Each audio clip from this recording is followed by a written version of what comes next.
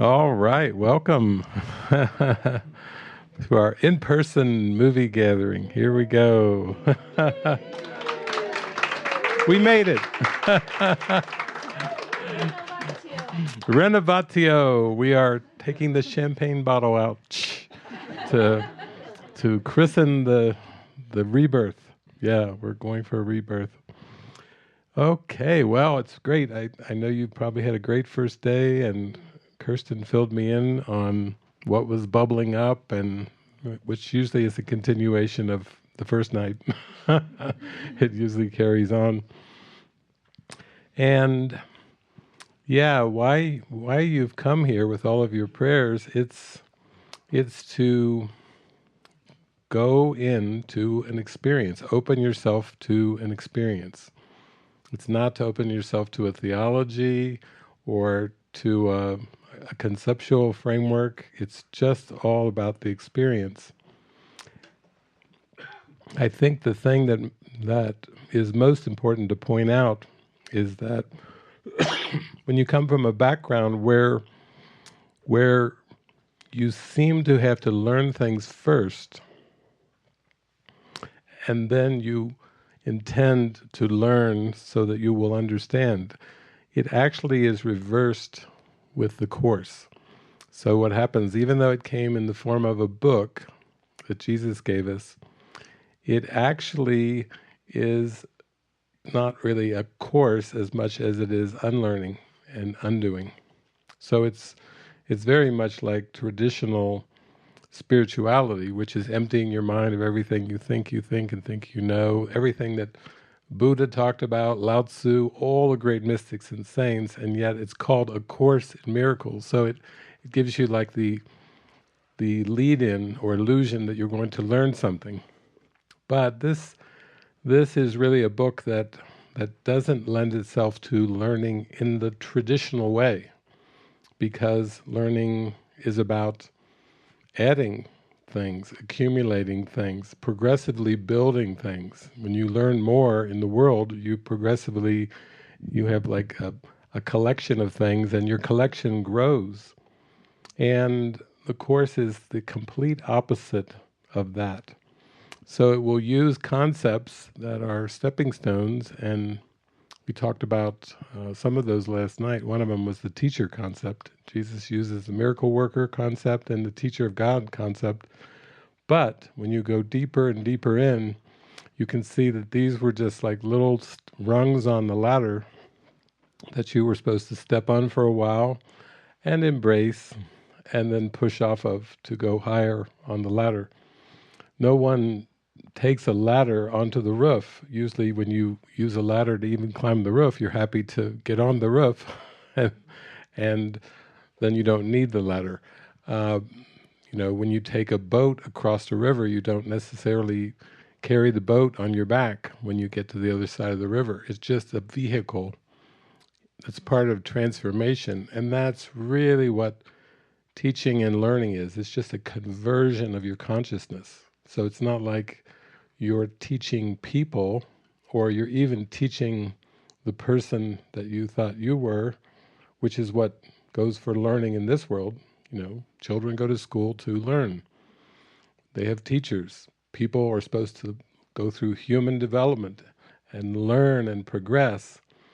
But you find that learning the Course does not precede understanding the Course. So when you come at it from the old mentality, it's like, okay, I'm going to learn this book, I'm going to read it, I'm going to study it, I'm going to practice it seemingly as a person, and then at some point along the timeline, usually thought of as in the future or far in the future, I'm going to go, I understand it. I understand this Course. And Jesus is just laughing and going, no, this is not how it goes. He even has, in workbook lesson 189, he says, forget this world, forget this Course. And so this is not going to be a typical Course. When it says, forget this world, forget this Course, and come with open hands unto thy God, it's saying this is like a prop, and when you open yourself to the metaphysics, that will help you some. That will be like your trampoline. But you won't take the trampoline with you. You will get on that trampoline, you'll start bouncing. And like any child will tell you, trampolines to have fun and to soar. It's not about the bouncing. And it's certainly not about talking about the trampoline, which is the obsession of the human condition. It's talking about the error, talking about the story, and presenting the story as if it's an identity, and even trying to improve the story. I heard about, George, about your moonlight miracle and how beautiful that you had this epiphany in the moonlight where you could, see the whole stress trauma thing as just a story, and that is the beginning of the end of it, when you can start to see it as just something. Oh, this is something I've told myself, and then if I believe what I've told myself, then I can get into all kinds of gyrations about how can I end this, or how can I improve this, or whatever. And it's not like we have to try to make a better story, even though that's part of our conditioning too, is, here's your lot in life, now improve yourself.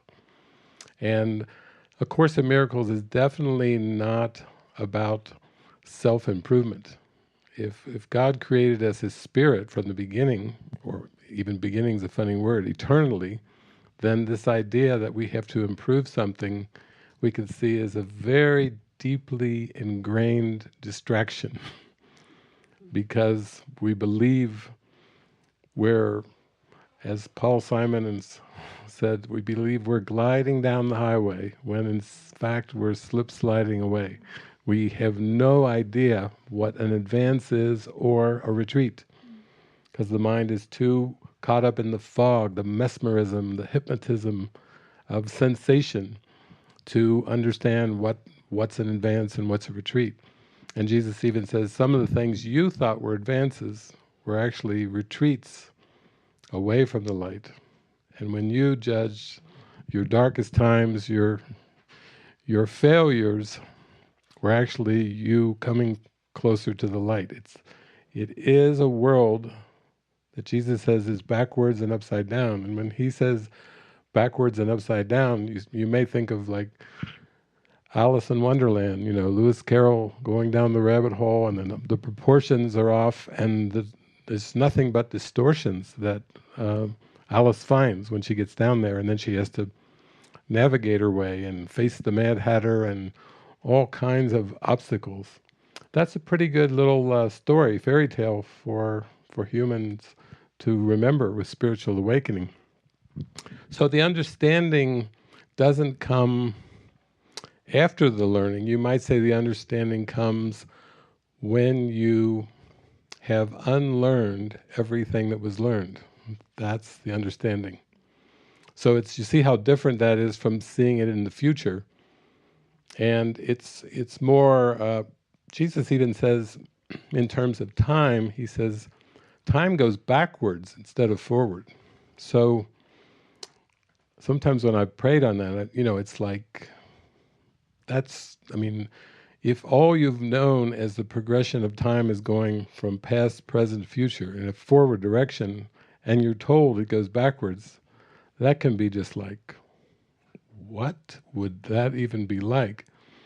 It's like back in the 60s, they used to say they would listen to Beatles songs and then they would play them backwards and look for hidden messages when they're playing them backwards. But you can only imagine if you had like a motion picture of a video of your earth life and the sound to go with it, and then it went in reverse motion. The words wouldn't mean anything. The sounds wouldn't mean anything. It would look funny. It's a little bit like that video, Return to Innocence. What was that? Enigma. Yeah. That's even the song though. There goes forward, as everything goes backwards in that very famous video. But imagine if the sounds were backward too, and the motions, it would be pretty much unintelligible. It would be like, how can you expect me to draw meaning out of that? And Jesus is saying to us, it's the same. You actually believe you've given meaning. You believe you organized and categorized. And lesson number 2, I have given everything I see all the meaning it has for me. You believe that your stories have meaning. But if you went into the forgiven world or the quantum realm, the real world, the happy dream, you would just see that what you thought was real had no reality whatsoever. It would be unintelligible. And so when we say we're opening to experience, then that's where the fear comes in, because it's like what has become linear has become the known, and this beautiful unification experience, unified awareness has become the question mark.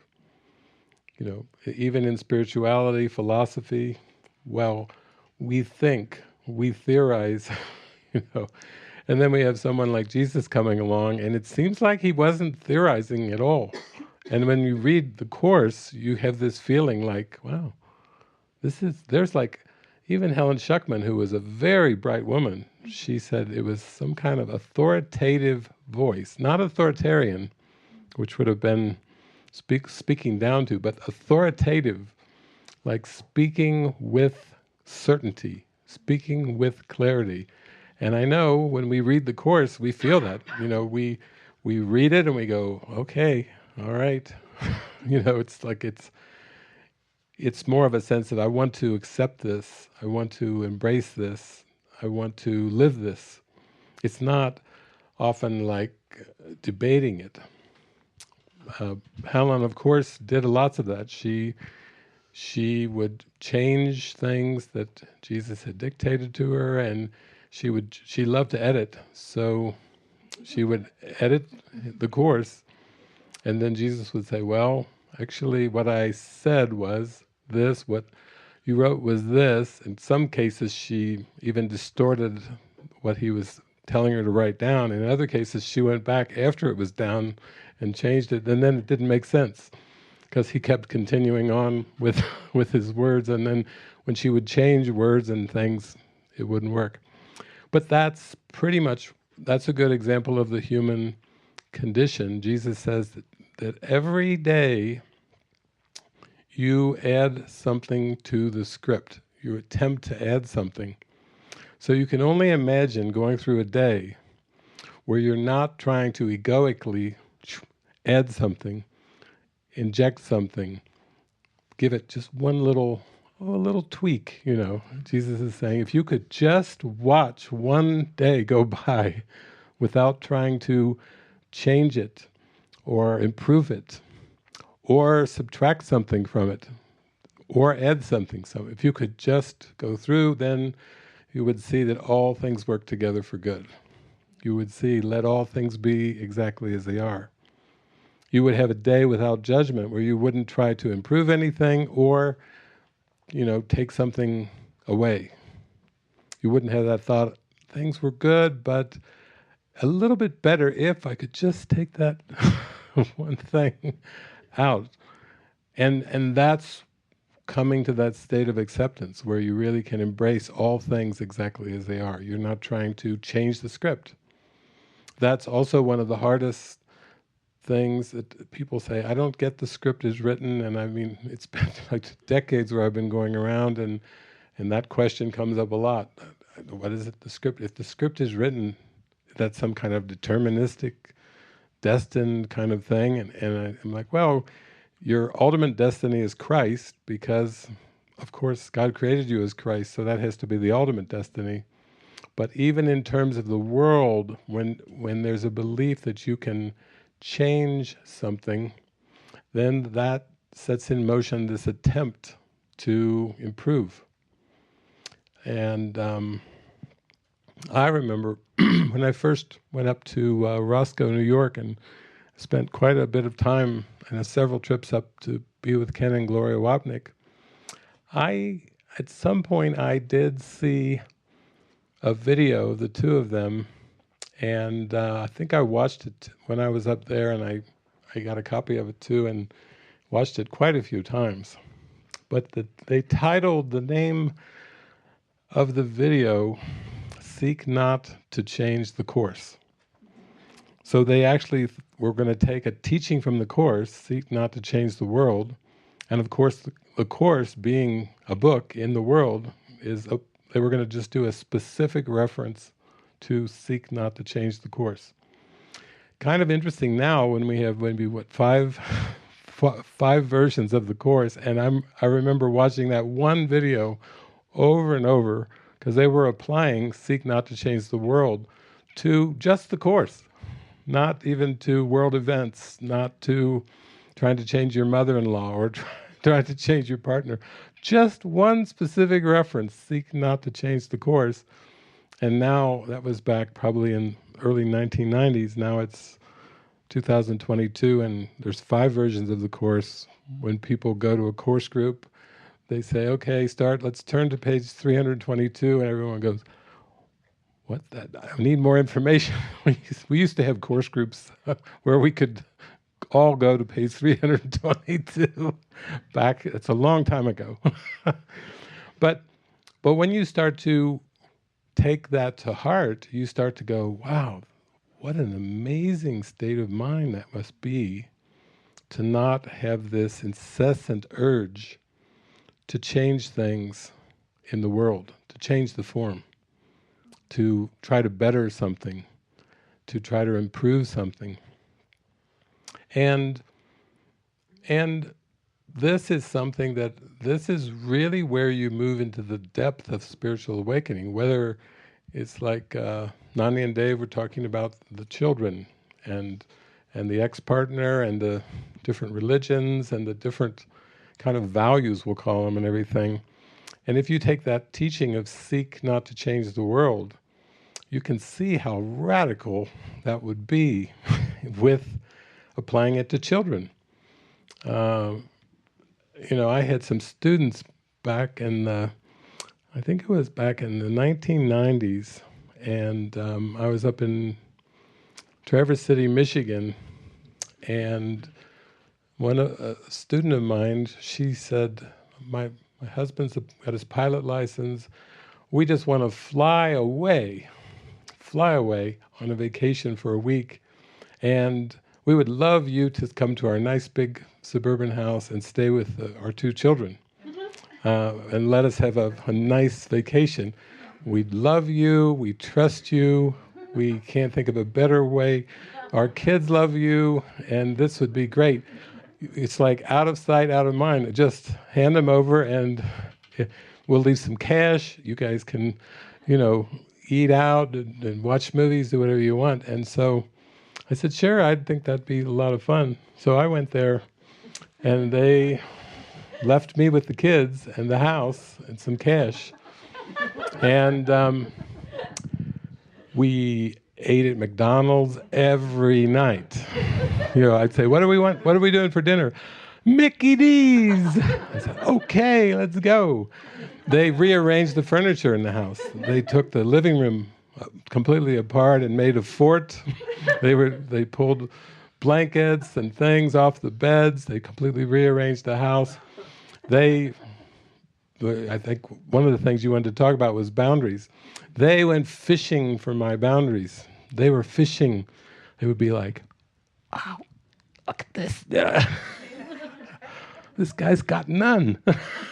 This is the coolest. So after like 3 days, they were like, let's do this forever.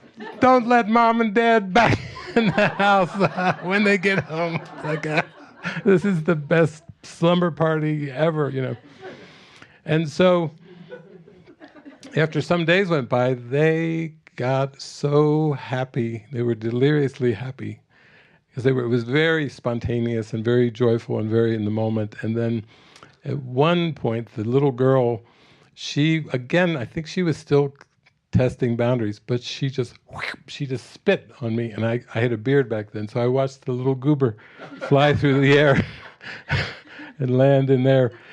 in the beard. And then when I just looked at her and smiled, she was like,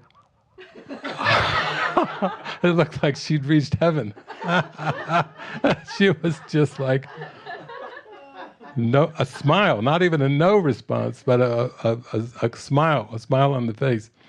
So then her and her brother, it was a big spit party, and then I said, okay, we got to go take, everybody takes a shower now. We got to go on to the next scene, keeping it practical.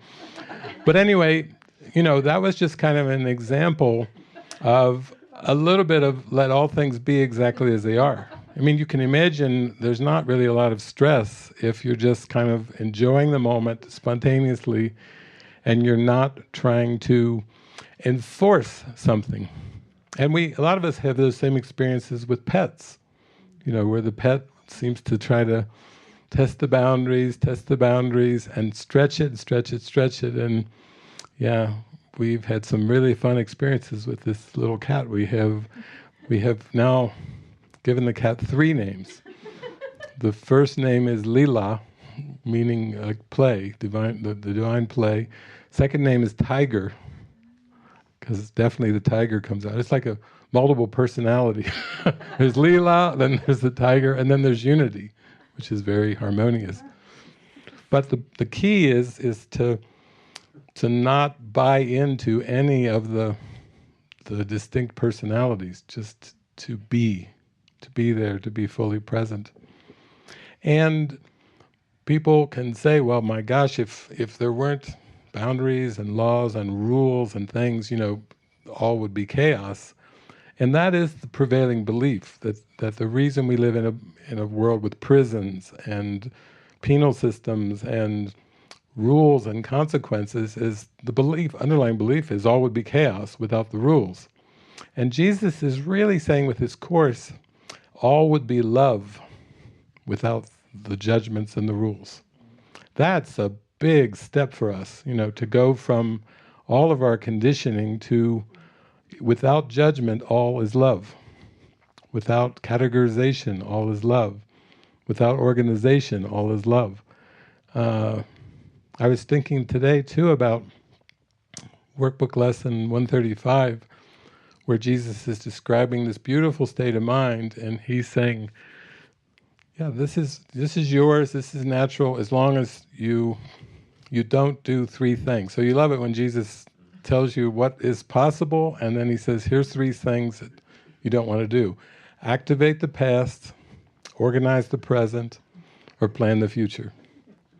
He's always so practical. Just like in the workbook, I will not value what is valueless. He says, yeah, the criteria for valuable is, if it will last forever, it has value. If it won't last forever, it has no value whatsoever. So this is the master, and he's putting the standard. The bar is way up there. It's way beyond human comprehension. But he is just saying, just trust me. If you'll follow me and you'll trust me, I'll lead you into an experience where you'll see that without judgment, all is love. You'll actually, if you hang with me, we'll do this. So, the movie for tonight is a comedy. It's always nice, a nice comedy. And it's called Evan Almighty. It follows from Bruce Almighty. Some of you saw Bruce Almighty. And then this one is the one that follows. Filmmaker, director, Tom Shadyac. Yeah, we love Tom Shadyac. What a movie maker. What an excellent movie maker. And he's another one, though, that was, after with Liar Liar and a string of successes with Jim Carrey, basically, and including this movie, which came after Bruce Almighty, at some point he was basically living the Hollywood life. Movies were successes, kept buying bigger houses, eventually bought this huge mansion in Hollywood, which is not unusual. And then when he was in the foyer, walking into his own house, he just had an epiphany, a moment where he just went, what's the point of this? I mean, you know, the bigger houses, but am I supposed to be more excited, more happy? The more feeling wasn't there. And I think all of us kind of come to our own point with that, you know, well, it's not going to, more is not going to cut it for me. It's not going to make me happy. But he basically just, after that, he moved into a trailer. I mean, he took it to heart. He didn't downsize. I mean, he really dropped off. And then he went through an experience where he had an injury that was extremely intensely painful. So that just helped him look at his mind even closer. He just kind of was driven into look at consciousness. And then he did a movie, what was it called? I Am? Mm-hmm. Yeah, I Am. That was an amazing movie after some of these experiences. But he's a perfect one in the sense to be used by the Holy Spirit to make this movie, because this movie is a very good teaching device for the idea that spiritual awakening and happiness is not about self-improvement. And when you start to go down the road of self-improvement, you know, it seems from the world's perspective that you're succeeding. So you get all the kudos, all the cheers, all the praise. It's like you've done very good. You're going down, you think you're succeeding, and yet you are being lured to stay asleep. It's just another attempt by the ego to keep the mind from knowing what it truly is. It's spiritual reality. So this one involves children. It's good for Dave and Nani. It's got the children because it's got the family self-concept. It's Evan Baxter. Some of you might remember from Bruce Almighty. He was a TV personality in that one, and Jim Carrey was playing God with the way that he spoke and everything. That was when he was in that. This one, he's been elected to Congress, and so he's moving his family from Buffalo, New York to Virginia to live there and go to the Capitol and so on and so forth. The self-concept's there, and so he's dealing with the things that arise with his wife and with his children, and that's good because in this movie he pretty much is into his career mostly. His career, his family, his success. Feels like he's moving into a bigger house. Everything's on the up and up. He's upgrading his life since he was elected. And so he believes he's going up, and yet Morgan Freeman will play God and will come in and start giving him some instructions. And that is a pretty good, analogy of the Spirit answering the Spirit's call. I mean, when you have Morgan Freeman right there appearing from you and telling you exactly what to do, that can make it pretty clear. The instructions. What was Jeffrey was saying early on, he said, I got the ask part and the listen part down real good. It's just the follow part. It's the follow through. And I think, in this case, we have Morgan Freeman playing God coming there, and definitely that's the instructions, what is given. But somewhere deep down inside, he had to have the prayer of his heart, like, I need help, because this would not even appear in his awareness if he wasn't asking for help. I think more towards the beginning of the movie, it's his wife who's trying to say, well, let's just pray, and she's talking more about praying to God and asking for help, and he's so into career that it's like, for him, it's just lip service, trying to just mouth a few words to please her. But God hears the prayer of Evan's heart and then comes in and will give very specific instructions.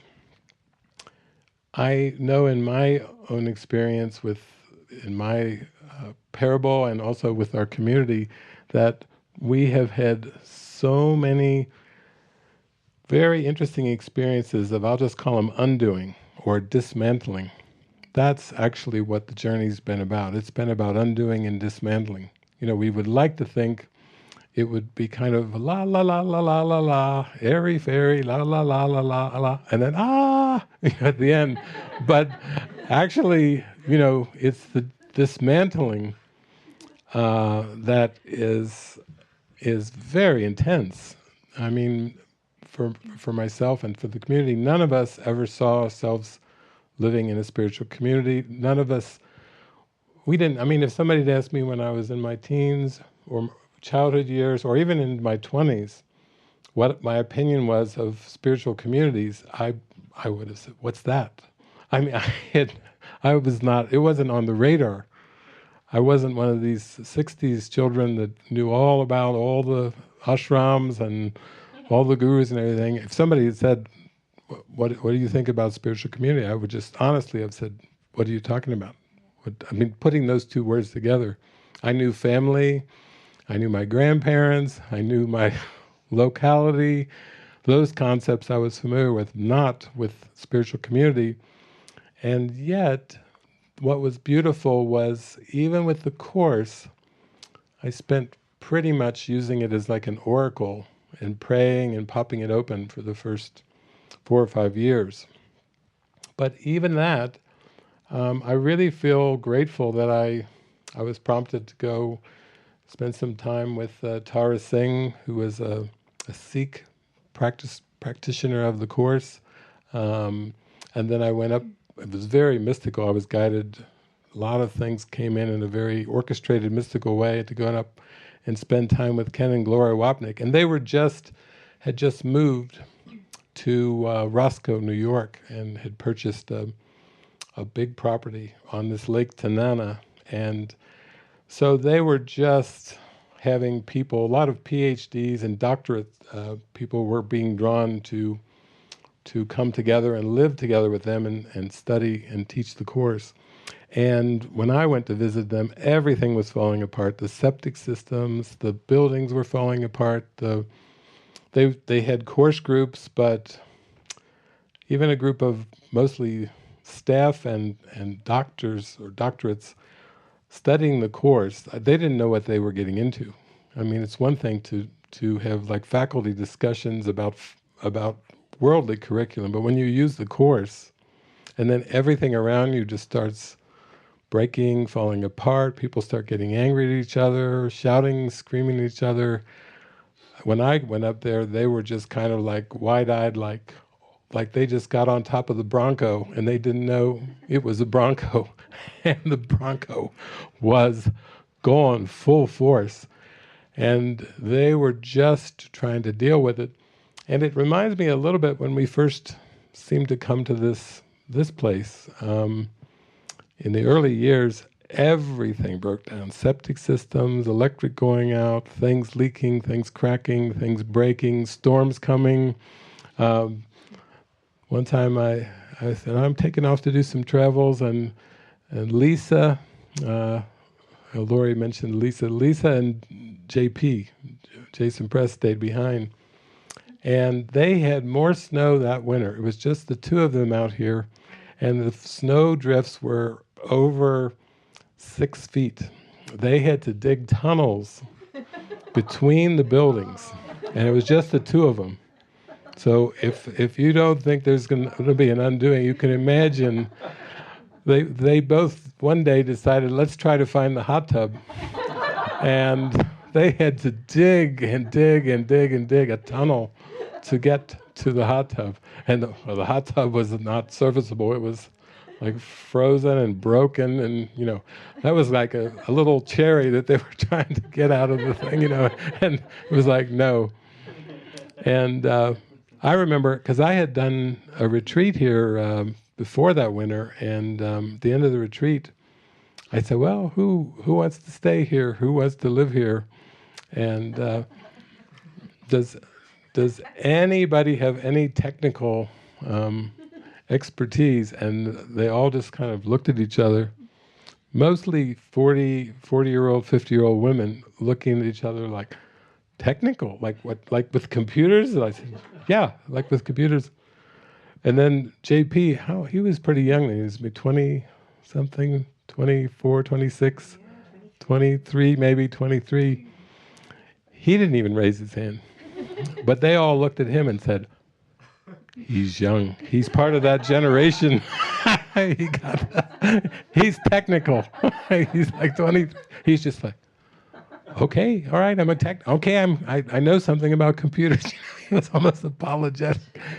But over the years, we've had to let go of that kind of linear progression of trying to figure things out and then act based on our past learning to correct problems based on our own diagnosis of what the problem was. And Jesus has been showing us, no, you don't understand the problem, and believe me, your past learning is not going to solve it either. You are not able to define the problem correctly, and even though the Holy Spirit's been given you as the answer, it won't do you any good if you keep misdefining the problem. And so I've done many sessions over the years about how it's a perceptual problem. You're seeing, hallucinating, you're seeing a world that's not there, you're seeing a world of fragmentation and levels and degrees, and that's not there either.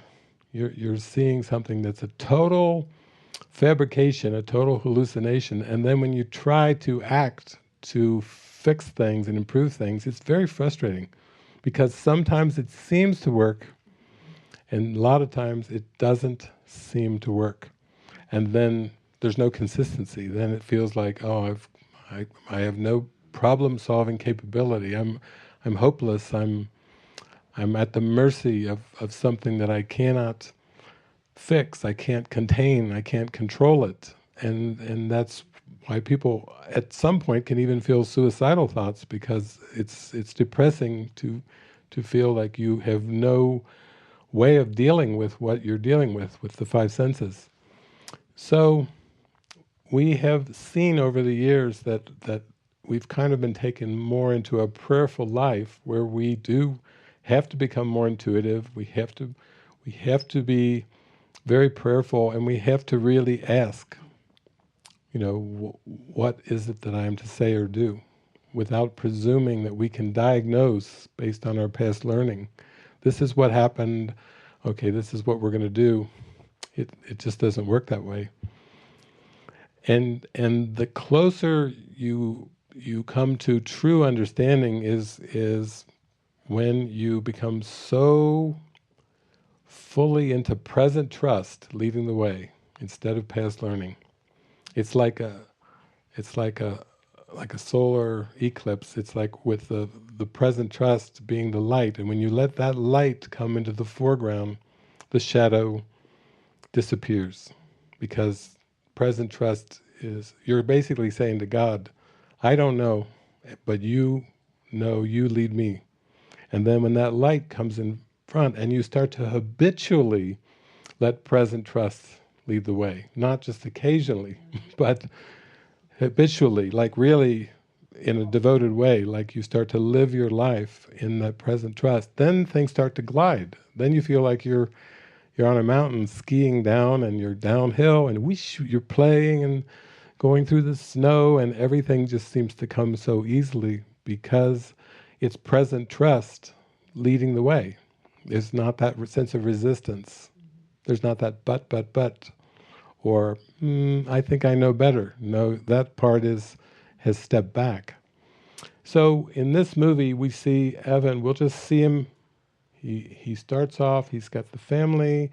He's going off to Congress. Now he's an elected official. So he feels like it's an upgrade of his career. He's gone from a television personality now to, a Congress person, and he has a staff, and he is going to think that he's got this great life, but he will get into stress immediately because of his job taking more and more time. And I know that's common with parents and with everyone in the world. When you start to get into an entrepreneurial venture or a job or a career or whatever, it can seem to take more and more of your time and focus and attention. And then when you put that in, you start to feel like you've built something. You can talk about something that you've you've built. You know, the ego said, now you've got a legacy. You leave a legacy behind, you know, for the next generation. And it really tries to make it sound really good, but actually it's still defending against the present moment. That even when we learn to be intuitive and have guidance, the guidance is always just for the purpose of us being present. It's never for a future outcome. You see, even with the guidance, how sneaky the ego tries to tie it to a future outcome. And then it's still got the hook in there, because it's made up the future. It's made up a hypothetical future based on its hypothetical past, and it's trying to, you know, like dangle the cheese. Like, you know, well, you've had a rough life, but things are getting better, and if you keep chasing a little more and spin the hamster wheel, then you might reach the cheese. And then you find your mind obsessively thinking about the future, as if it's good and wise and prudent. And Jesus basically says in Lesson 135, he says, if there are plans to be made, you will be told of them. Meaning the Holy Spirit will still meet you where you believe you are, but if there are plans to be made, you will be told of what they are. But still the focus is to come to the holy instant. It's not ever to achieve something in the future. It's to ultimately come to the holy instant and accept yourself and everything exactly as it is, which is light. But the journey seems to be one of listening intuitively and following that guidance. And then I would say that's the pathway of the Course. The Course is a pathway of intuition and of listen and follow. There's meditation, there's lots of techniques that the Holy Spirit can use, but the ultimate one is just listen and follow.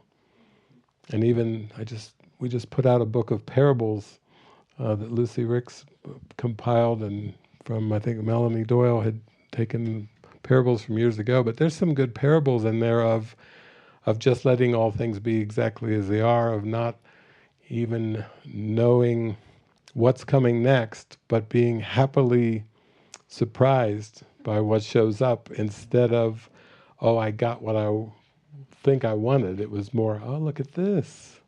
Never saw that one coming. Again, never saw that one coming. These happy little surprises that just show up as reflections of, oh yeah, it's all taken care of. You don't have to sweat it, you don't have to work it out. You know, it's just all given. So that's it. I think we're ready to launch in. It's got a little bit of the family stuff, it's got the career stuff in it, it's got the listen and follow is in there, and the resistance to the listen and follow. What would a movie be without showing some strong resistance to the listen and follow, and then ultimately coming to more the surrender of, yes, okay, I'll say yes, I'll do it, I'll follow through. And I know in my life that some of the things that, like Jeff, you're talking about, for me it was more when I was like in university for 10 years, and then grad school, and then parents looking at me, professors looking at me, and then the intuition saying, now drop it. And I was like, drop it. But the delete the resume came a little before that, and then the drop it, and then I was just like, drop what? It's like, it's time to step out of the university, it's time to step out of the city. I was like, wow, whoa.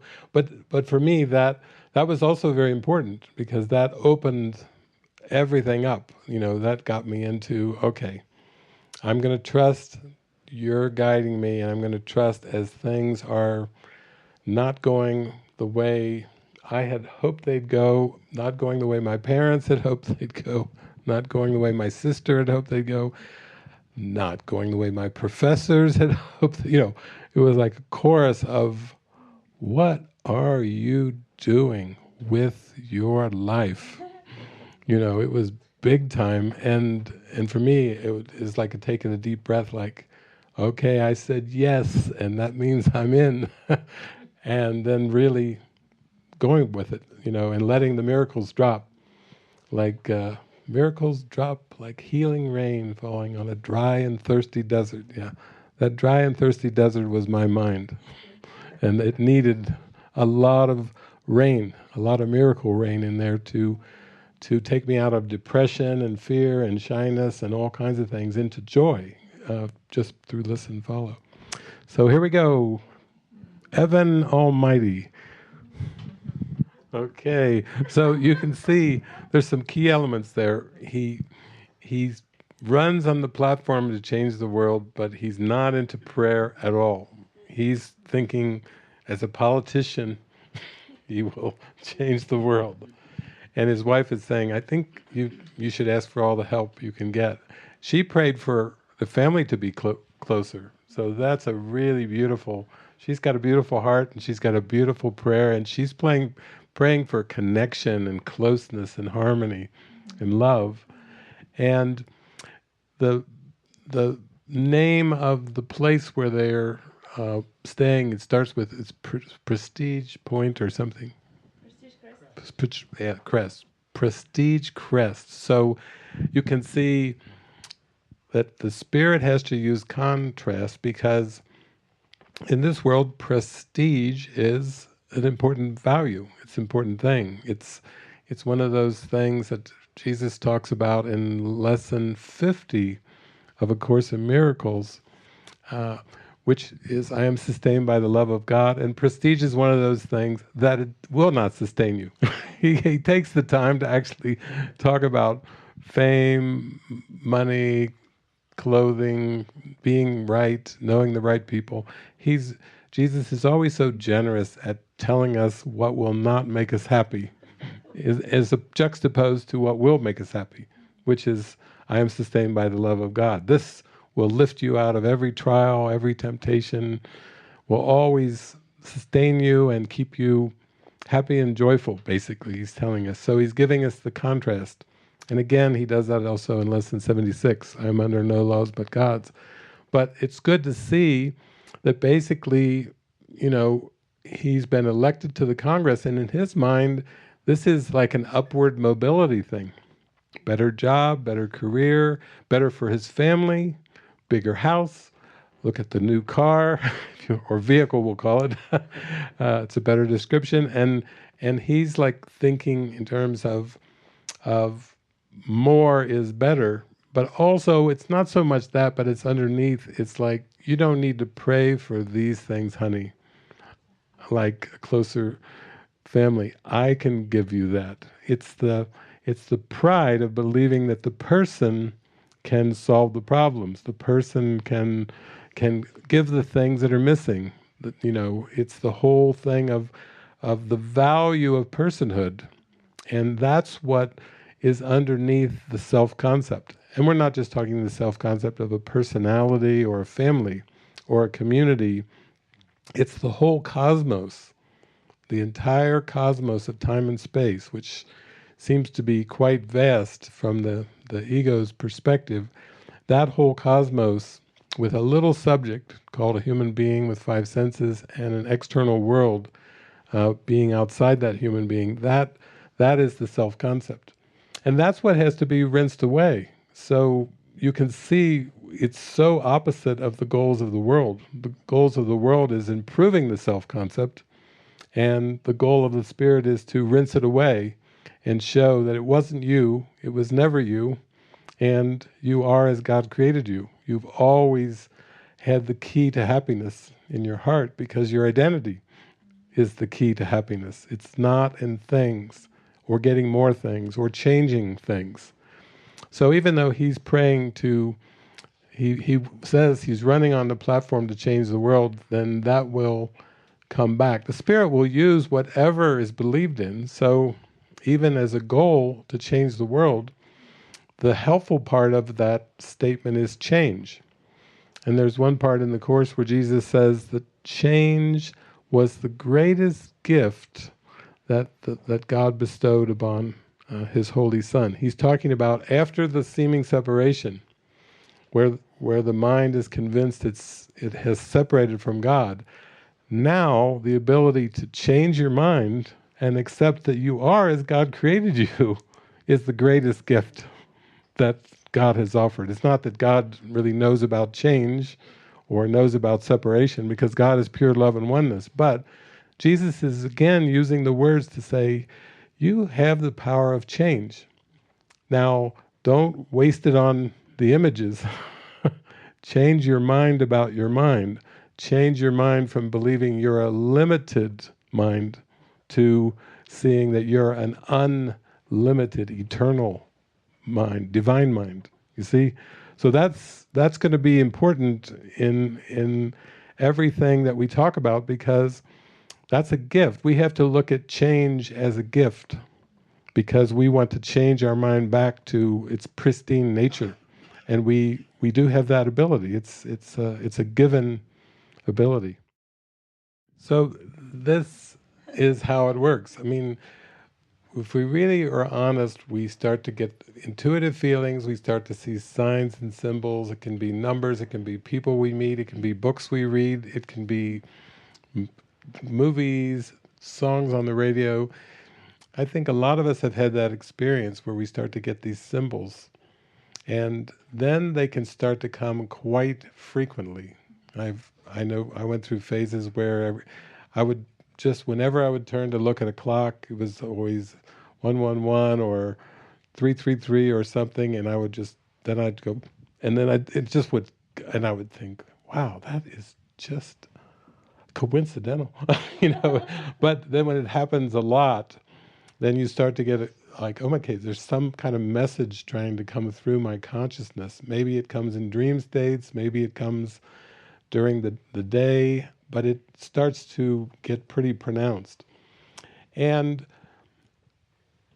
we have not really been trained to believe that our lives are necessarily going to be called by God. We can see at the beginning, he had difficulty even praying, and then he said, okay, I'm hanging up. He was so unfamiliar with the whole concept of prayer, and yet it's like God knows the prayer of your heart before you speak a word. That the Spirit knows what it will take to unwind us from the self-concept. And oftentimes we look around, and in his case, tripping over the wood, and then seeing all the signs and symbols, and then basically having Morgan Freeman's character, God, telling him very directly, he says, do I know you? Not as well as I'd like. It's coming from Spirit, and it's all based on God wanting to know us as we truly are, and that we want to know God as we truly are. And that's the only way it's going to happen, is in our spiritual realm. It's not going to happen in a time-space realm. So the undoing of all of the attachments, the undoing of the pursuits, is really just the undoing of the belief in linear time. It's really a time addiction, a linear time addiction that's underneath it all. So we can fear losing things in form, but really, whenever I would pray and ask about that, I would just hear you can't really lose something that you never had in the first place. And I'd be like, oh wow, that's really prior.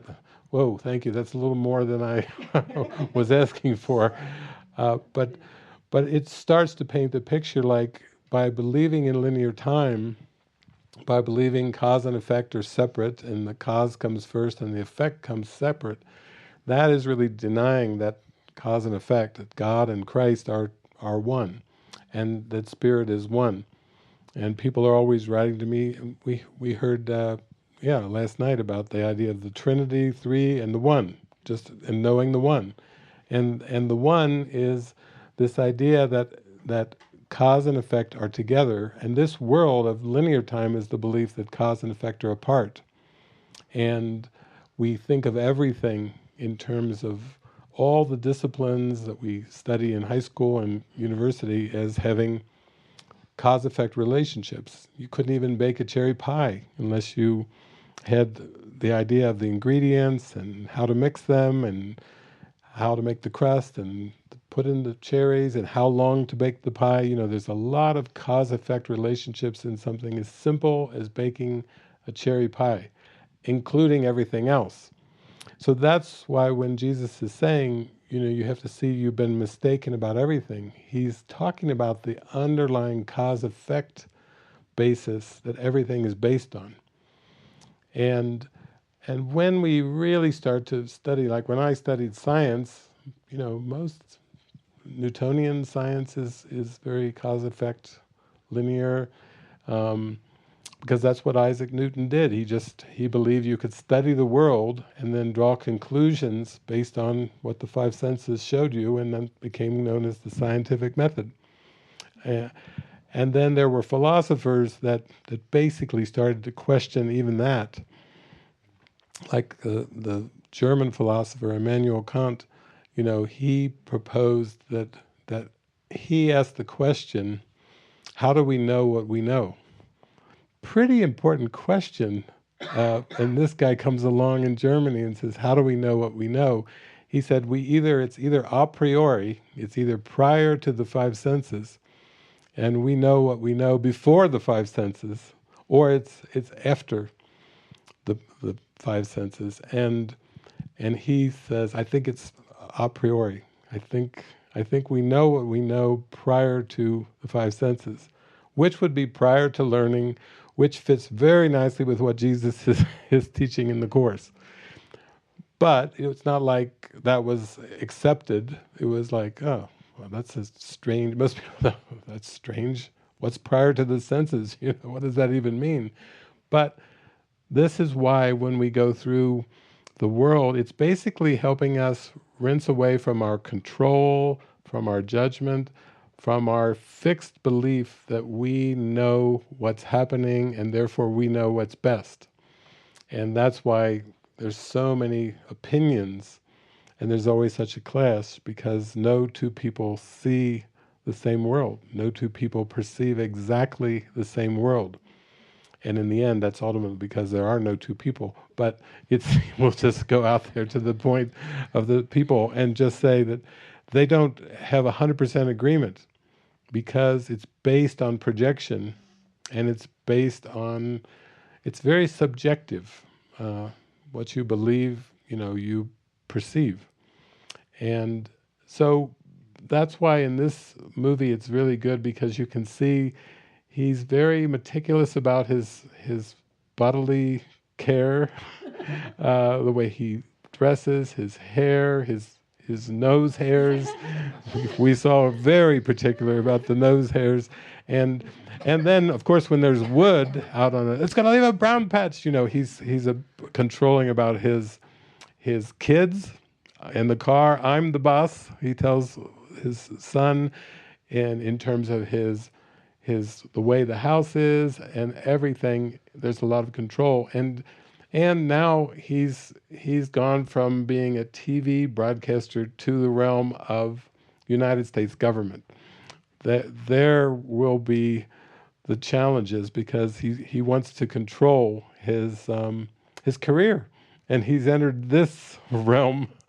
It's like a fast undoing of everything. I think that's what this movie is. It's like, that's the kind of career advance he gets, and to move to this place and everything. You can see it's all set up for the undoing. And that's the way our lives go. That's why it's about unlearning and undoing. And so when we have these happy moments, where we feel so happy for no earthly reason, those moments where you're just happy, but you can't even think of a reason why you're happy. That's those moments we've all experienced, where they're timeless moments. Everything feels just perfect. Everything feels whole and wonderful and joyful, and we don't even try to attribute it to a particular outcome. But in terms of making that a consistent moment, then that's where the mind training comes in. And that's why we have A Course in Miracles. It's a systematic way of listen and follow, to practice like a daily lesson, and then go into the unwinding and basically let it all fall and enjoy. And actually enjoy the falling. Don't try to be like, Humpty Dumpty story. all the king's horses and all the king's men couldn't put Humpty back together again. The struggle is to try to grab and hold on to something and reconfigure, redesign. Oh, I'll do it better this time. Oh, it's a crack in the plate. I'll glue it together. It'll be stronger than the first plate. That's the mentality we have, is come back stronger and hold on to control in some way. And this is not a journey about that. Okay. Now, you might say, well, what does the Course in Miracles have to say about Noah's Ark? Well, Jesus uses everything from the Bible and quotes the Bible very frequently, and he says the Ark of Peace is entered 2 by 2. He's building his course to build in the concept of relationships, and saying, instead of like meditating for 16 hours a day and doing these yoga postures and doing everything that have been done for centuries, he's basically saying, I'm going to use your perception of relationships 2 by 2. The Ark of Peace is entered 2 by 2. He's definitely making a reference to interpersonal relationships. And he's basically saying, the Holy Spirit and I can use whatever the ego made.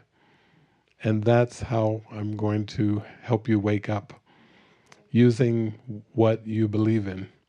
So even with that, and now in this movie it's kind of interesting because we've seen him flip into denial to try to deny his calling, and even to hide that he's researching Noah's Ark and tell his wife that, oh, it's the bill. Yeah, I'm stressed about the bill.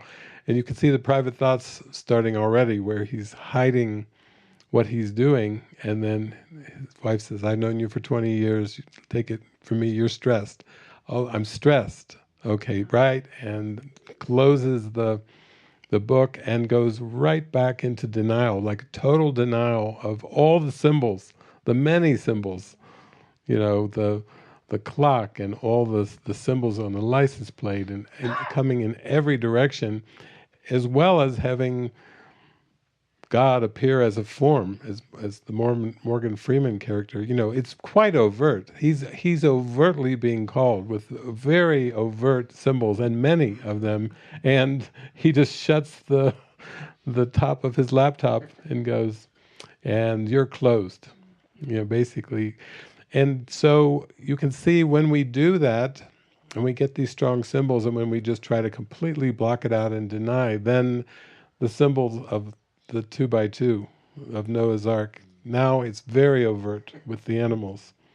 And so he feels like he's being kind of chased into the capital, and actually he's still not pausing to go, oh, another Noah's Ark, more symbols, even though he's been told to build an ark. The wood's been delivered. He's had the Genesis symbols, and God keeps coming to him over and over, basically saying, yeah, I want you to go home, take a rest, and then build that ark for me. The other thing that's interesting about this is that the guidance that God is giving him, it does not fit in his worldly story. And I think when we start to look, Lot was raised the first night, and like David was saying, how does this God thing fit in with children? And you could say that with a number of things. Jeff was saying, it's been teaching yoga, and this has gone on for years, and this is like a lifestyle, a life calling, and everything. And then how does the God thing fit in with my current perception of the world? And the current perception of the world is fragmented. So actually God won't fit in to the fragmented perception. And then Jesus says repeatedly in the Course, in order to reach the truth and remember who you are, you must bring the illusions to the truth. You must bring your concepts, your beliefs to the light, and they'll disappear. But you can't bring the light into the distorted perceptions. And of course, that's what most of religion has been about on the planet. Why are temples built? Why are altars built in churches and synagogues and temples? Why so much praise and ritualizing of the form other than trying to bring the divine into the form? The Ganga River, the holy river of India. Think of it, holy river. It's trying to bring the holiness to the river. And holy people, everybody talks, well, these are the tyrants and these are the dictators and everything, and then we have the holy people. And the holy people are the ones that should be looked up to. They're the avatars, they're the messiahs, the saviors, and then there's the distinction as the evil ones. I was doing a Saturday movie teaching recently, and was it this past Saturday? I was saying, if you have a big dining room table, Jesus says, great, let's even make it a bigger dining room table, and then they're going to be preparing a big feast, and the only thing that's important you have to remember is that Jesus will select the guest who will be at the table. You're there, but you let Jesus pick the guest. Then Spirit came through me, and I said, okay, who do we got here at this table of forgiveness? Who are we going to put at the front end? Vladimir Putin. You can sit at the end of the table. And what about the other end? Well, let's bring in Hitler. We'll put Hitler at the one end of the table there, and then anyone that you have a judgment of thinking of them as less than pure divine love, then they're the ones that Jesus is going to call into the feast, so you can be there with the Christ and forgive them and remember who you really are and who they really are. And I even said at one point, okay, and you each know who it is. It could be your mother-in-law. Well, a friend of mine was going through this huge grievance. I found out later, after the talk, she talked a little bit about, David's talking about that table, and then he says, the mother-in-law, that was it. That's the one. I was in hell, and all because I believed it's my mother-in-law. But the point of forgiveness is to bring your faulty beliefs, bring your faulty concepts to the light of truth in you. Bring them to the light and let them disappear. But that's the practice of A Course in Miracles. It's bringing illusions to truth. And then you start to notice on a daily basis how the mind is trained to try to bring the truth into the illusion. The holy people, the sacred book.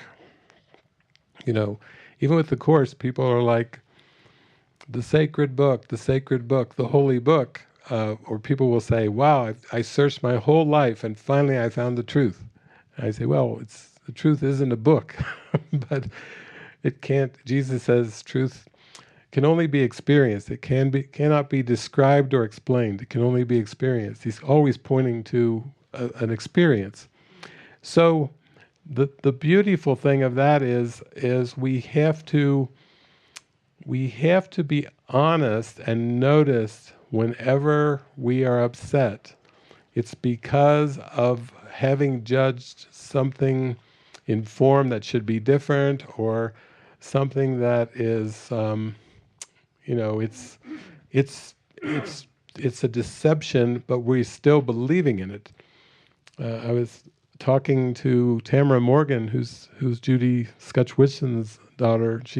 Tamara's now the president of Foundation for Inner Peace, but she did remember, she's told me on a couple occasions that when she was a teenager, she went with her mother to a college where her mother was giving a talk, and her mother was giving a talk, and basically Tamara watched, and everybody there was talking about, oh my gosh, the holy lady is giving a talk about the holy book. And she was just a teenager. She just was like, I can't stand it, And she just watched the whole thing, and then finally she said to Judy, her mother, she said, I can't stand this hypocrisy, and, everybody's adoring you, and They're treating you like you're some kind of holy woman, and they're treating the Course like some kind of holy book. And Judy just smiled. She said, okay. She took note of what her teenager was telling her. And then the next time she went up to give a talk, Judy was fairly short. She literally stood on the 3 volumes of books and gave, almost as a nod to the teenage daughter, okay, point well taken, to prove to her daughter, yeah, okay, I see, I'm specializing, spiritualizing the Course, even the book. Then she stood on them to give her talk. But that's the kind of correction that we can be inspired to make when we start to realize, oh, what have I been doing? I've been trying to bring the truth into the projection instead of bringing the beliefs that made the projection to the light of truth that's in my own heart. I have the power to dispel this by bringing this into the light and handing it over. And that's what it means to hand it over to Jesus or hand it over to the Holy Spirit. It's just meaning really, don't try to bring the truth to illusions, just hand them over and say, here, I take this from me, I give this to you. And it is taken away immediately as soon as we offer it. It's when we hide it and protect it, that's when we keep it.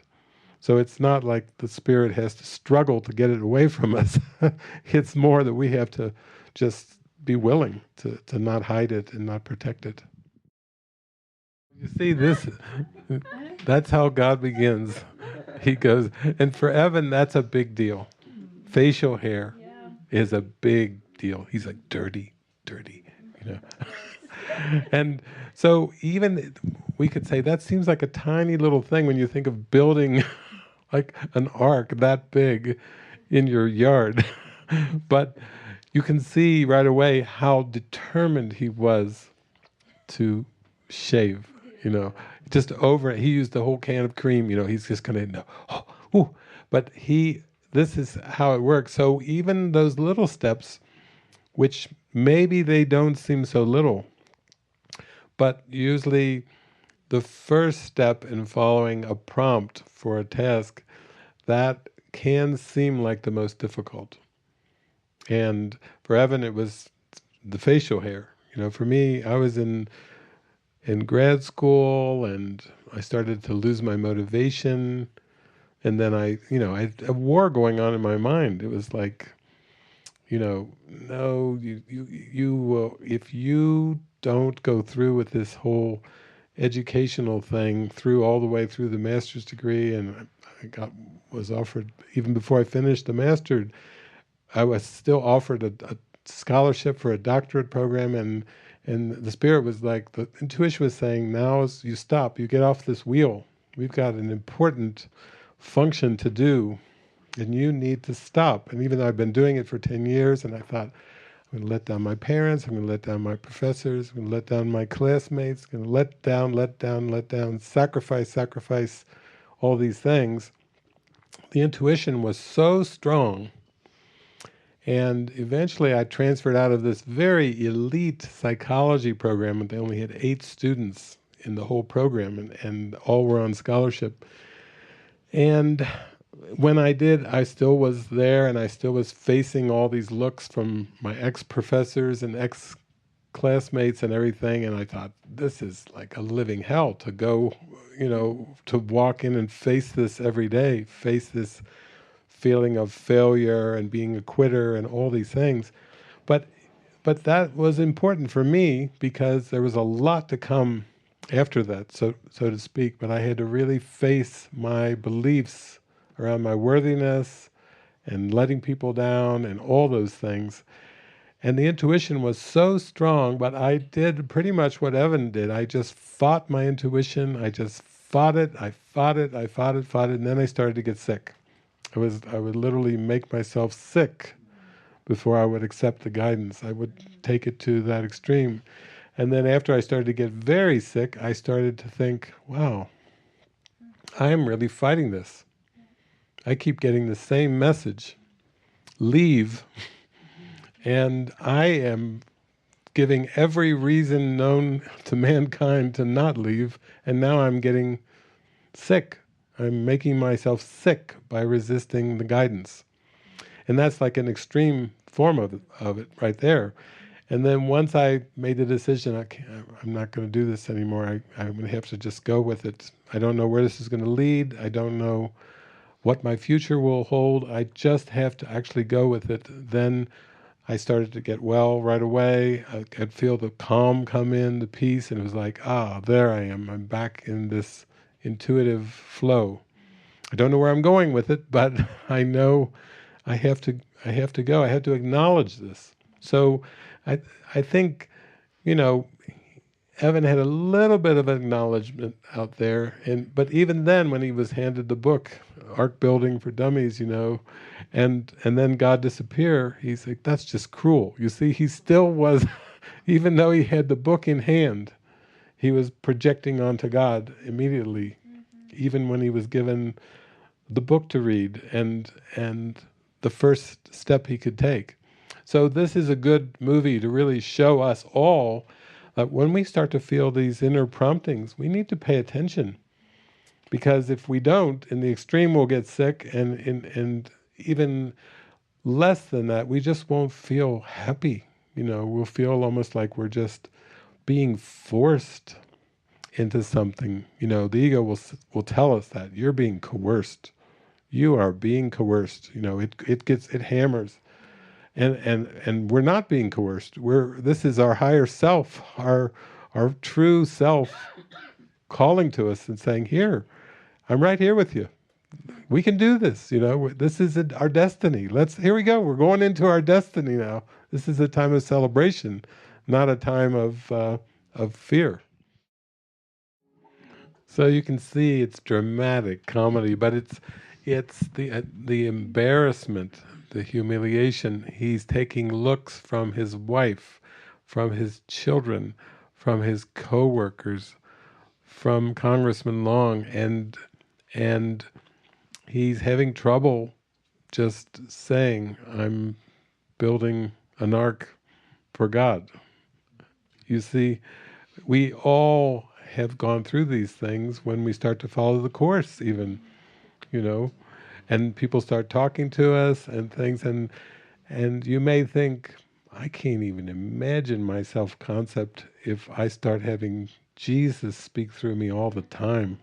That's going to put a big wrench in all my relationships, because they're going to look at me as if I'm out of my gourd. And those things do come. I mean, I remember over the years, David's not all there. David's lost his marbles. The litany of things. What's your son up to?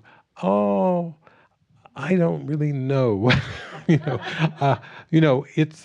the self-concept. It's the ego projects out a world and then has us identify with some of the parts of the projection as if they're who we are, the body, the loved ones. And then once the spirit comes and says, let's just start to unravel this big, distorted mess that the ego has made up, that the feelings of embarrassment, for me it was like 10 years full-time of university, and there was always the thing of, my parents were like, when will it end? When will it end? When will you get a job, start your career, pay off your student loan, start a life, family and children and all these things? There was like a ton of expectations. And then, to be able to say, well, I'm going to follow the spirit, what spirit is that? Jesus is not having you not finish your master's degree and go on for your doctorate. Jesus is not having you go and pray and meditate and you can see it just started to come and come and come. And that's the fear. Jesus is saying, he's saying, if you follow me, you have the fear that the whole world's going to come down on you for following me. And, he had said things like, follow me, and he's basically calling us out of the world, out of the projected distortions that have been made up with this ego. And he's saying, I want you to free your mind of this ego investment, because you have a spiritual reality. We have a spiritual kingdom that was talked about 2,000 years ago. We have a spiritual reality. That's where our home is. It's not like even the apostles, were vying to who can be sit closest to him and who would be given the most power, the sons of thunder in the Bible, who's going to get the highest positions in the earthly kingdom. And he was like teaching us, no, we have a spiritual kingdom. And that's why, even like the movie like Risen is a beautiful Christian movie, because, the Roman guard, he cannot believe what he's seeing with his eyes. When he finally finds Jesus and the apostles, after he's seen Jesus crucified, the look on that Roman guard's face, it's almost like once he goes into the room, he just kind of leans back against the wall, because it's staggering. His perception of seeing the risen Jesus has there violated everything that he believes in. His entire belief system has been completely violated when he sees Jesus kind of smiling at him, and he's seen him crucified. So he was there at the cross to see the crucified body. That's what we're afraid of when we start to follow the guidance. We're afraid of, if I keep following this, the whole world's going to come down on me, And then we have thoughts of, well, look what happened to Jesus. He followed his inner intuition, the Holy Spirit, and look what happened to him. And he's saying, no, that was the last useless journey. That's not your part. That was my part, just to demonstrate the Christ is real and you can't kill the Christ. That was his demonstration, his part. We're not called to that. But you can see this movie is so good, because what a demonstration. Evan is showing us extreme self-consciousness, extreme humiliation. The look on his eyes, when the people are asking him direct, straight questions, he's got like a glazed look, like, I cannot say the answer to that. And then with his wife, he's trying to slip it in, what are we going to do with this? Maybe a boat. A boat? You bought 8 lots out of the equity of our home, and now you're talking about, you're just trying to slip it in a little bit. I did that with my parents too. I'd say, it's for healing. Healing. Not finishing your degree is healing. It's like, could you explain that to me? But you try to throw a word out here or there, and then you just realize, okay, I really need Jesus to put the words in my mouth, because I do not know how to answer the questions. And also with the belief in sacrifice, like you're hurting somebody. Like if you follow your highest calling to know who you really are and know who everyone really is, that somehow that's going to be a sacrifice. Somebody's going to pay the price for you being so diligent and obedient and following your intuition. That's ridiculous, but that shows you how deep the belief in sacrifice is. It's the ego screaming bloody murder when you start to make the turn and start to realize that everyone wins from following the guidance. That's the convincing, that you're doing this for the whole universe. You're not doing this to help some people and harm some others. You're just doing this for literally the whole universe. Like underneath the mask of the persons is this beautiful light that's cheering you on. Even though some of the characters may start looking at you and glancing at you like, what are you doing? Underneath, the spirit in them is like, go for it. I'm counting on you. You're doing this for all of us. You're my hero. And the ego's going, how could you let these people down? You see, that's the two voices in the mind. One, that you're hurting people, and the other voice is saying, this is it. This is your destiny. This is what you came for. Jesus says in the Course, he said, when I awoke, you were with me. So he's not seeing awakening in a person by person. He's saying, When I awoke, you were with me, and you still are with me. And you don't remember it yet, but I'm working with you on that memory problem, on that time issue you've got going on. And, even this morning I had 4 calls, and the first call started with texting, a friend of mine from Spain texting me, and then, boom, she was calling me. And when I answered, she doesn't speak a whole lot of English, but she had another friend of mine there to translate for her. And she was going through 2 weeks of really hard, felt very intense for her.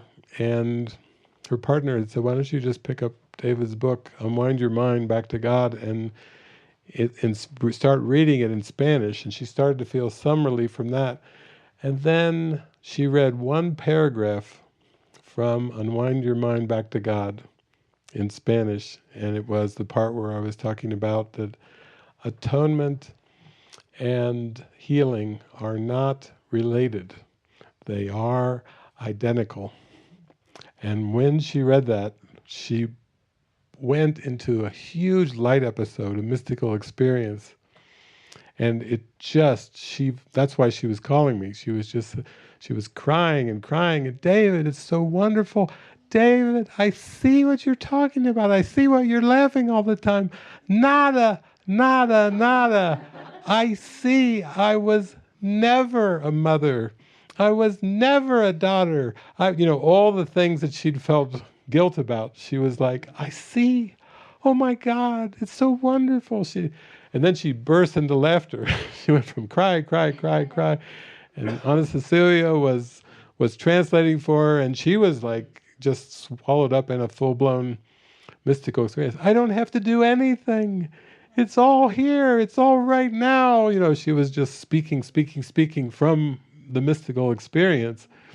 And that was one of 4 calls I had this morning, but that's just, there's been a lot of faith to just hang in there with Jesus.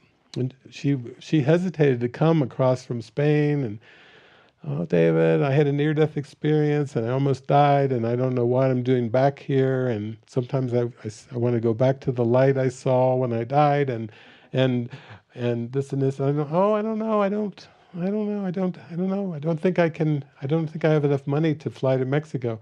Oh, I've got some extra frequent flyer points. American Airlines, we'll get you over here. And then she came over, and she went to La Casa. She started to emerge in, and then she was there for some weeks. And then I showed the movie Young Messiah about a 13-year-old Jesus. And boom, she went way into the mystical experience with the movie Young Messiah. She walked out after the movie. She said, she called me on the phone. She only spoke Spanish, but she's somebody help me. Tell David, Jesus is talking to me all during the night. I can't sleep. He's talking to me all through the night. He is with me. That was, some time ago. But now, this morning was just this big mystical experience. But it takes the willingness and faith just to take the step that is provided to you now. We never can go ahead. We aren't required to look ahead. We aren't required to try to imagine it. We're just required to take the basic step that's given us now. And you can see with him, he's been given his step. It's been very clearly laid out to him. And I think it's because the ego, the control issues are so strong. He did say, it's all about image. Going to Washington is all about image. So he came right out and told his belief system, it's all about image. And now, before he can actually build the ark, he's got to face a lot of self-image thoughts about who he is, which has to do, we knew it was coming with the facial hair, when he was doing all that with the nose thing, and then the beard starts to come, almost like, oh, don't you mess with my face, God. And then that's just the beginning, because it's showing, these are the attachments he has, that these are the baby steps before he even goes to build the ark. And then you can see how it relates to the family self-concept. What his wife was saying to him, like, I don't understand. I don't understand how you could have spent our money on 8 lots. What are we going to do with 8 lots? And so it seems like her objections are very rational, but ultimately we have to start to bring it back beyond that to, well, wait a minute, what have the signs and symbols been saying to me? What has my calling been saying to me? And having self-honesty around that. Then the other stuff has to take a back seat to that. That's the way I know it went for me. I just was a lot of objections from the ego, on and on, ranting. You're going to blow your life. You're throwing your whole life away. You're going to regret this. You're going to be a bag lady on the streets and just getting into garbage dumps. And it was ranting.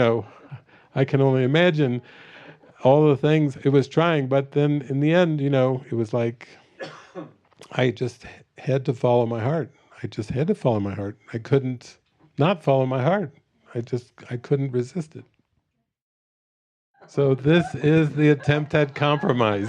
When your intuition starts to really guide you, like, here we go, we're going to take the steps now, and then you watch the ego, it's like, well, maybe not. Maybe we can find a middle ground. But that's actually just not the way listen and follow works, You can remember in the Matrix, the very first Matrix movie, when Neo finally makes contact with Morpheus. And Morpheus says the words, I can guide you, but you must do exactly as I say. That's it. That's the same with the Course. To the extent you try to water it down, dilute it, disguise it, compromise it, go for the gray area, instead of in the light, you swing to the dark, you go, okay, gray, that's my best offer. Here's my last offer, God. This is the gray. This is the gray, and I will not go forward without, and then of course, this is what Evan's going through now. He's bought all the grooming products that he can come up with to protect that self-concept of, especially around the hair. It's taken a lot to just allow the hair to grow and the beard, because it won't go away. But now he's basically been given, you have to let the Spirit dress you. It actually comes down to that the nuances of that. I remember I was in Australia many years ago, and I was doing many gatherings up and down along the coast of Australia, mostly around Melbourne and Sydney, but some to the north. And a friend of mine who's also a mystic, Eon, or her name was Helena. At the time, Helena was with me, and she was coming, and she was singing at some of the gatherings, and we were traveling together. And we went to stop after stop after stop, and then I was just having a ball as usual, and she finally one day, she said, do you know that every time we come out to a church or a center or whatever, that your clothes match perfectly with the backdrop? And I said, they do? And she said, every time, it's like you are getting up and you are getting dressed, and she said, I'm watching, and you are perfectly matched with the backdrop every single location we go to. And I said, wow, that's amazing. I said, I'm going to have to look out for that one too. And she said, so I'm watching you. I wait, you may notice, I wait and I shower and I wait for you to go first, shower and dress. So I'm cueing how I dress off of how you dress.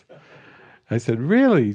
How long has this been going on? She said, for the last several stops, I'm dressing the way that you dress, or are dressed somehow. She said, I don't even know what's happening. It's bizarre. But, that's kind of, this is what this is right now. He's been given an outfit. The hair he's been given, and now he's been given an outfit, and he even admits it's comfortable. Even admits, I like the way it feels. And yet, because of the self-concept, going to work as a United States congressman, again, his career self-concept, much less, you saw the reaction with his wife and children. You know, is this our last supper? The son, and then the wife giving him a look like, you are getting close to a separation here. What is going on? Explain yourself. You know, she's giving him the eyes like, you better watch it. You are really walking on thin ice now. And now he is got all himself groomed and he's got him there. But he's been given the robe, and it says it goes with the hair, and it's like a gift. And that's what all the things that come from the Holy Spirit, whether it's a crane, an ancient crane thing to move beams, or some clothes. I mean, I've had lots of times when I traveled and clothes were lost, or, you know, I think one time at the very beginning, I think it was 1992, I was on a trip down to Florida, and I said to my friend, you know, I don't have a car, but we could use your car. She said, sure, you can use my car. So we took the trip. We went down from Cincinnati, we went down there, and we decided to go to the beach, and she just had some shorts on, and she took her shoes off, and we just went down to splash in the water, in the waves, on the Atlantic Ocean. And when we came back, the car was gone. Everything that we had packed for the entire trip, sleeping bags, tents, clothes, everything was gone. The car had disappeared. We both stood in the lines on both sides of where the parking lot. And she just looked at me, and she was just like, what the hell? You know, she's trusting, traveling with me, and now she's like, my car is gone. I said, well, you did say, Jesus, use my car. I just kind of brought back some of a reminder, you know, Jesus, my car is yours, like Mikasa Sukha, my car is yours, use my car. She said, yeah, but, and then I said, well, so I closed my eyes and looked at her, and she's like, she said, what are you doing, praying? I said, well, I'm hearing all things work together for good. There are no exceptions, except in the ego's judgment. And there was just 2 or 3 lines from the Course, this was back in 1992, came through, and she just said, wow, what a trip of trust. Wow, everything we had for this entire trip is in that car. And now we just have, she was dripping wet in clothes. Her clothes were wet from splashing in the ocean. So she's dripping wet, no car, and there we are. And I said, this is going to be a great adventure. And so we started just walking in this park, and the rangers saw us, picked us up, took us back. They said, wow, what happened? We told them, and then they started calling it in, and this. And a flood of miracles came that way. The rangers taking you around. Where were you going? Do you have friends you're staying with? Yeah, there's people. We haven't met them yet, but they invited us to stay with them. Okay, we'll take you there. We'll put it out. We'll do this and this. And during those days of down there in Florida, that everything that we needed, the people that we're supposed to stay with, we hadn't even met, came to pick us up, and they said, "So it's all gone. You don't have any clothes. You have no toothbrushes. You have nothing. Everything's gone. The car's gone." We said, "Yeah, that's it." They said, "Well, let's stop in at a 12-step center where they like to volunteer and everything." And they went there. In the back room they were having a clothing drive at the 12-step thing. We have no car. We go with them there. And that's the first stop we had. And we went back, and they said, "Oh, we're doing a clothing drive, but you guys don't have any clothes, so go and take anything you want." So I went back there. Suitcases were back there. I had a whole new wardrobe. And that's when she turned and looked at me after I picked out this whole wardrobe, and she said, she's with a smile on her face, even though her car's gone and everything, she said, "The Holy Spirit dresses you better than you dress you." It was down near like Palm Beach, Florida, a lot of money and wealth. And these were like really fine clothes, not like the clothes I typically wear. And then we burst into laughter. People donated money. The only thing we had borrowed in that car was we borrowed a tent from a friend in Cincinnati. And I went to a course meeting and I told the whole story. And spontaneously they passed around a basket and they raised money. And when I counted the money, we had just gone to a thrift store and they were going to sell us a tent to replace the tent, because I wanted to replace it because that was something we'd borrowed from somebody else. The rest of the stuff was our stuff and her car. But they said, well, if you can get like $57, we'll sell you this used tent. When they passed the basket around at the course group, and I counted it, $57 exactly. I just smiled and looked at Beverly and said, "There's the tent." We said we borrowed that tent. We had to get that tent back. And then everything came back to us, including they did find the car, but down there in southern Florida, one of the guys, when they radioed it in, they said, "So your car is gone." One guy, a ranger, just laughed and he said, "That car is probably painted and shipped off to Jamaica." And we both just went, like, we got no car. And then they did find the car. The car had been stripped. It was stripped down. But he said, "Well, actually, it's stripped down pretty good. But we have a whole industry down here for stripped cars because we deal with it." We don't have an industry for stripped cars up in Cincinnati, but down there where there's a lot of theft and things, they rebuild cars. The steering wheel had to be rebuilt. They had to rebuild the thing. So people donated money to us. The car, we stayed with these friends who we'd never met for a little bit longer, and the whole car was kind of rebuilt, all the essentials, not some of the cosmetic things, but the car was drivable. They got us driving. And we had so many holy encounters. We had clothes coming at us, donations, laughter, food. We would course groups, all kinds of things, which was actually our purpose for going there, was to shine the light and teach the invulnerability of spirit and the trust in God. And when we finally drove off in her car, she was like, "Well," I said, "Well, when you said, Jesus, it's your car, use it as you will," I said, that's exactly what he did. He gave us so many miracles, and we're still driving in the car, and we're heading to the other side of Florida to continue, and we told the story all the way up the other coast, the Gulf Side coast, and people in Unity churches were like, "Thank you for sharing this. Oh my God, my faith in God is restored," and it got used in the most glorious way. But that's what I mean about letting go of outcomes. And, instead of judging something terrible has happened, we just kept the faith and we just kept right on.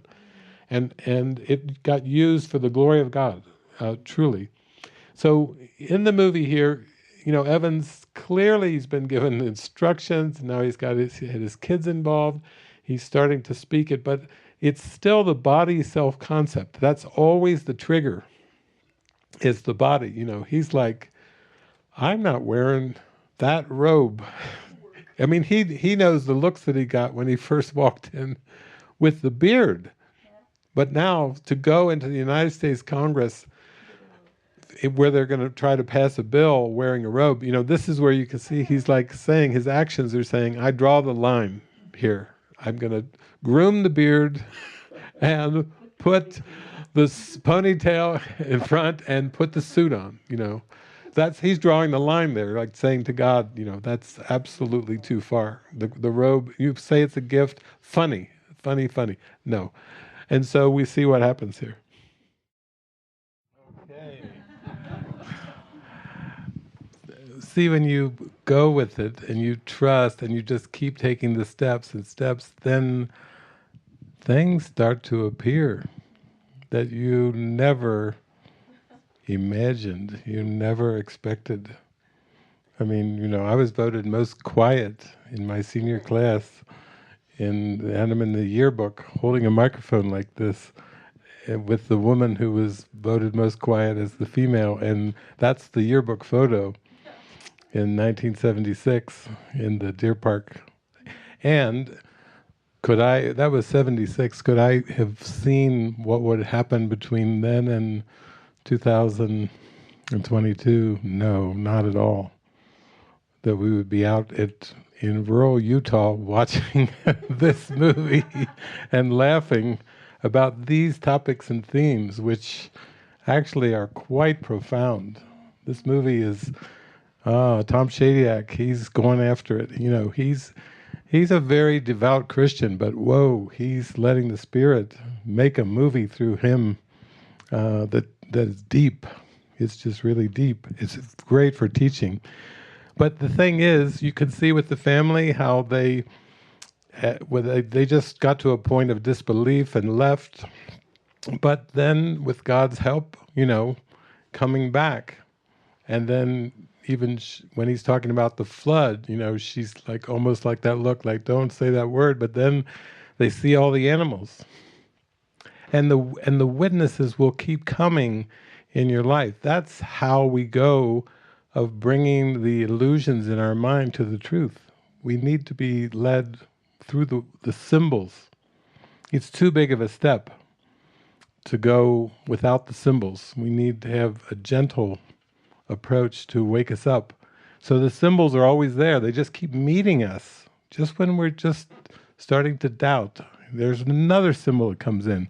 And we just are like, wow, spectacular. Then another one, then another one.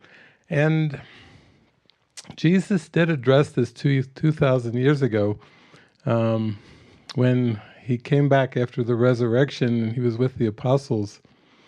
And it was Thomas who kind of got the nickname Doubting Thomas because he had so much doubt. But he came up to Jesus, and Jesus kind of let him put his finger where the nail had gone into his wrist. And then he said the famous words in the Bible, blessed are those who have seen and who have believed. Far greater blessed are those who have not seen and who have believed. He was talking about faith. Of course we like the witnesses, and we need the witnesses, but there comes those moments when we just have to have the faith, because the faith is taking us toward the Spirit, toward the non-physical. And that's the reality. So we call it faith, but actually it's just our trust in the Spirit to take us all the way is just growing stronger and stronger. And then the witnesses just keep coming and coming. So here we are in the movie, and he's being very faithful. And even though there's reporters there and this and that, it's interesting because I think it was maybe a few years ago or so, we were invited down to Brazil, and we showed Francis's movie, Take Me Home, there in Sao Paulo. And then our host, he said, really why I invited you here is I want to take you out to the jungles of Brazil, and I want to do a retreat as a birthday celebration for one of my dear friends. And so I brought you all the way, I flew you down first class to Brazil to get you out into the jungle. And I've handpicked like 20-some friends that I just invited to this party in the jungle with you, because I'm into spiritual awakening. And he was going through things with his children, his daughters, and everything. And here's this man. So his name was Luis. He gets us there. We get there. We're in the middle of the jungle. We're doing this deep gathering and everything. And I had the thought in the morning, I think it's time. I'm going to show a movie in the jungle. So I said, is there any kind of facility here to show a movie? And he said, yeah, it's a pretty big hike, but we can make it to the facility. So he he told me, he said, I just got the flash, the man who's doing all this, he said, I got the flash of an ark in my mind. I don't know what it means, but it's an ark.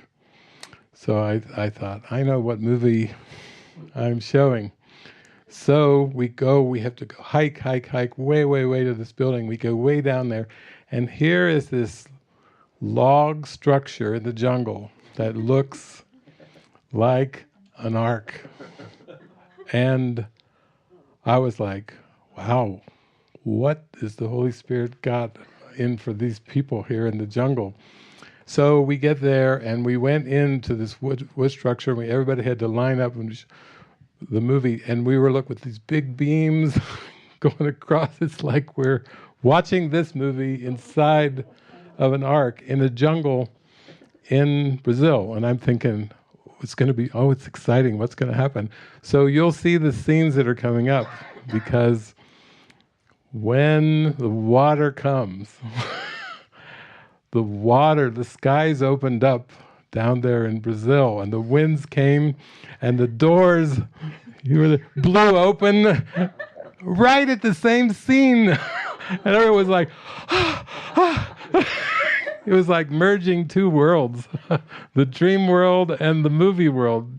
Jesus was pulling them together to show us, this is all for you. And so I'll stop it when we get to that one. It was like the winds blew the doors open, and the water came. Said, "Somebody shut the door! The water's coming in." That's the movie. And it was surreal. So, but that's good. Okay, we're ready. Convince us. It looks pretty dry and arid there, and the people are really looking at him like, okay, it's getting close to your date here.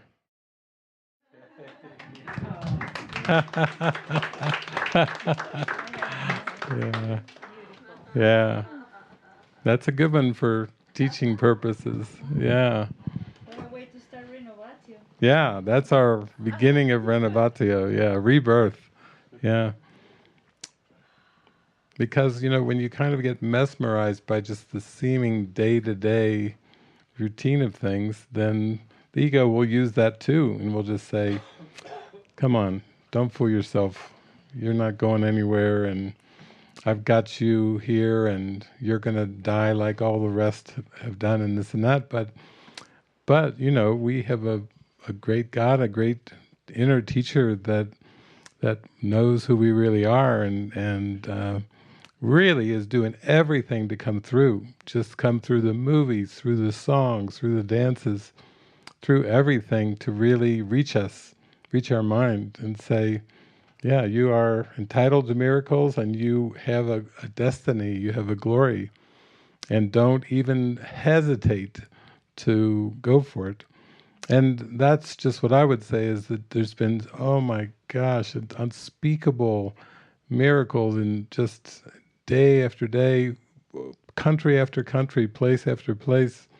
It takes your breath away. Sometimes you just are like, just with the biggest smile, like, oh, here it comes again. I was sharing on Saturday, we had a thing where we just got out here. I don't know how many days ago that was, but we ended up we had a flat tire.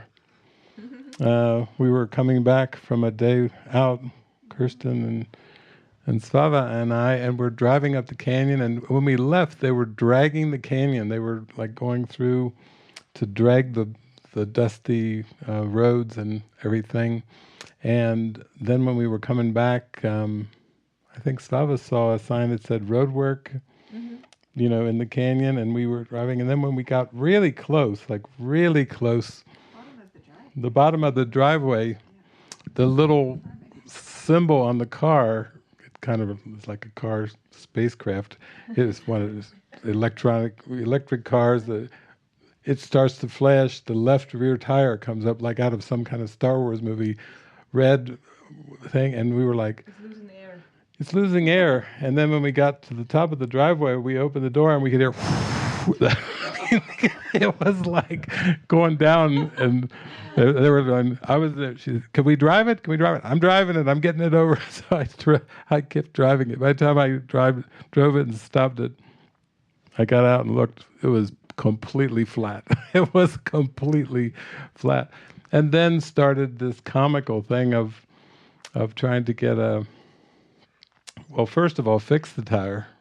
There was no spare tire. It was electronic. Like 30 some percent of all vehicles produced now don't have spare tires and jacks because it's going they're trying to keep them as light as possible. So we were like, I think Greg and Andy were there. They're out there. Oh, no, there's no spare tire. And so they found a little like fix-it can to try. Anyway, they got the tire fixed after some hours or whatever it was, and then Greg said, "Well, I don't know. It looks like a big gash, like 3/4 of an inch, like must have hit a piece of metal or something and everything." So then came try to order a spare tire and order just a replacement tire and different things, and started. Was it a couple days of just tires everywhere? Spare tires. They were mailing us tires, calling, leaving voicemails, and I thought this is just unending. The tires are just everywhere. And then finally I took a nap, and I was taking a little siesta, and I got up, and it said, "You have one voicemail," and it was the same guy from north of Salt Lake City, Ogden, saying, "Hi there, I see that you had another shipment of another tire." And I just burst into laughter, and I was like, "You got it, you got me." I mean, it took all the flat tire and all the tires. It was like Three Stooges, and I thought, oh, and the whole point of it was just to burst into laughter and say, "Oh, Jesus, you'll do anything to make me laugh," including, I don't know, all these different tires. Andy had a tire, Ron, you had like picked up a tire kit and another tire on a big long run, and then got back and there's tires coming in the mail, and we're like, and all Jesus just having so much fun, like almost like sending us a love letter. Do you see how much I love you? Do you see how much I care for you? It was all for that. But that's, yeah.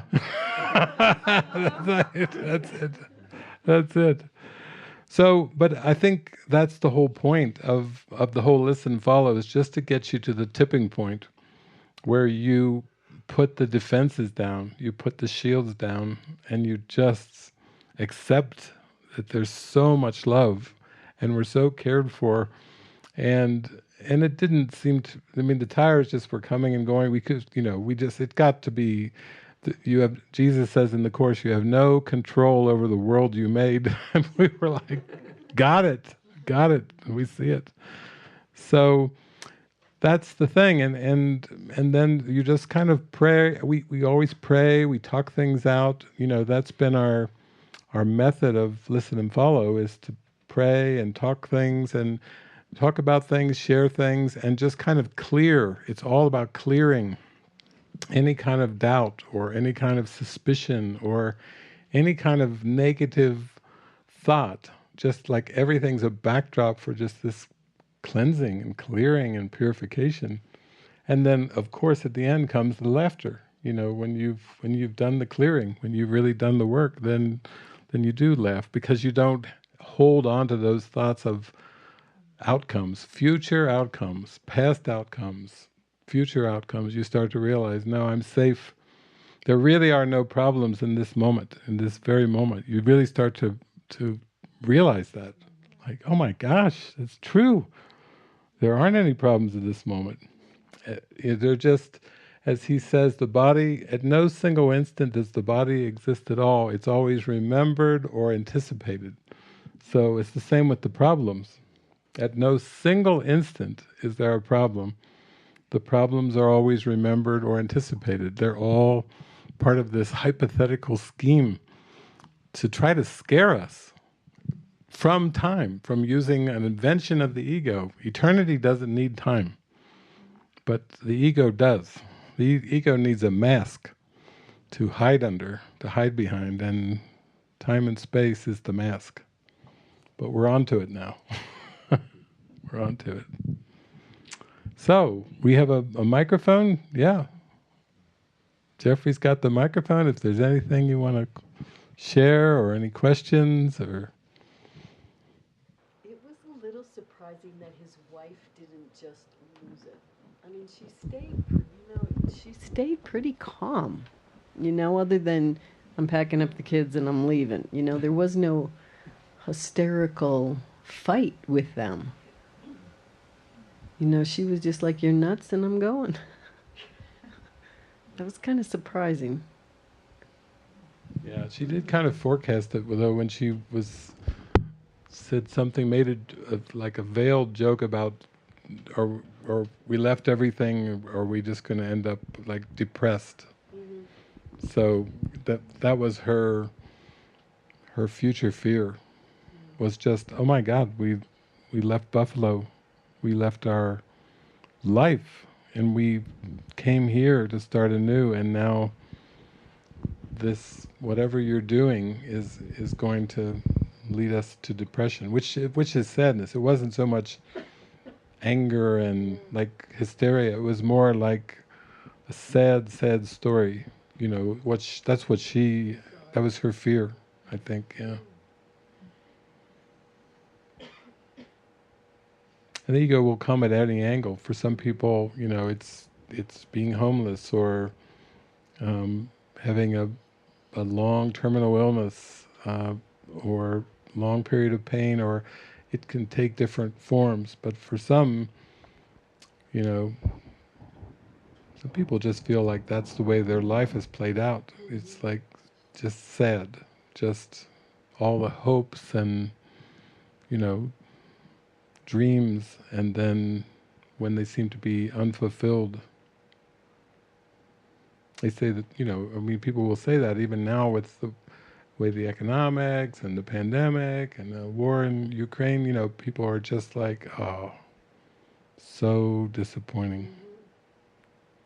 Even prophecies coming in. I think Frances was telling me there was a prophecy at the beginning of the pandemic. She said people will look back on 2019 and say, remember the golden years. And that's just kind of a sad thought. But if you start to just relax into, wait a minute, everything is working together for my good, and this is all part of a plan to wake me up to eternity, because I'm that loved of a God that could never give up on a beautiful creation. It didn't matter if sleep or no sleep. It's like people say, well, you forgot God, but God didn't forget you. Yeah. So, yeah, thank God. So, in that sense, I think you can feel this, it's kind of a swirl in the morning when you wake up and, wow, the miracles, what miracles will come today, and what happened. You don't foresee them, the form of them. I didn't foresee the flat tire thing, and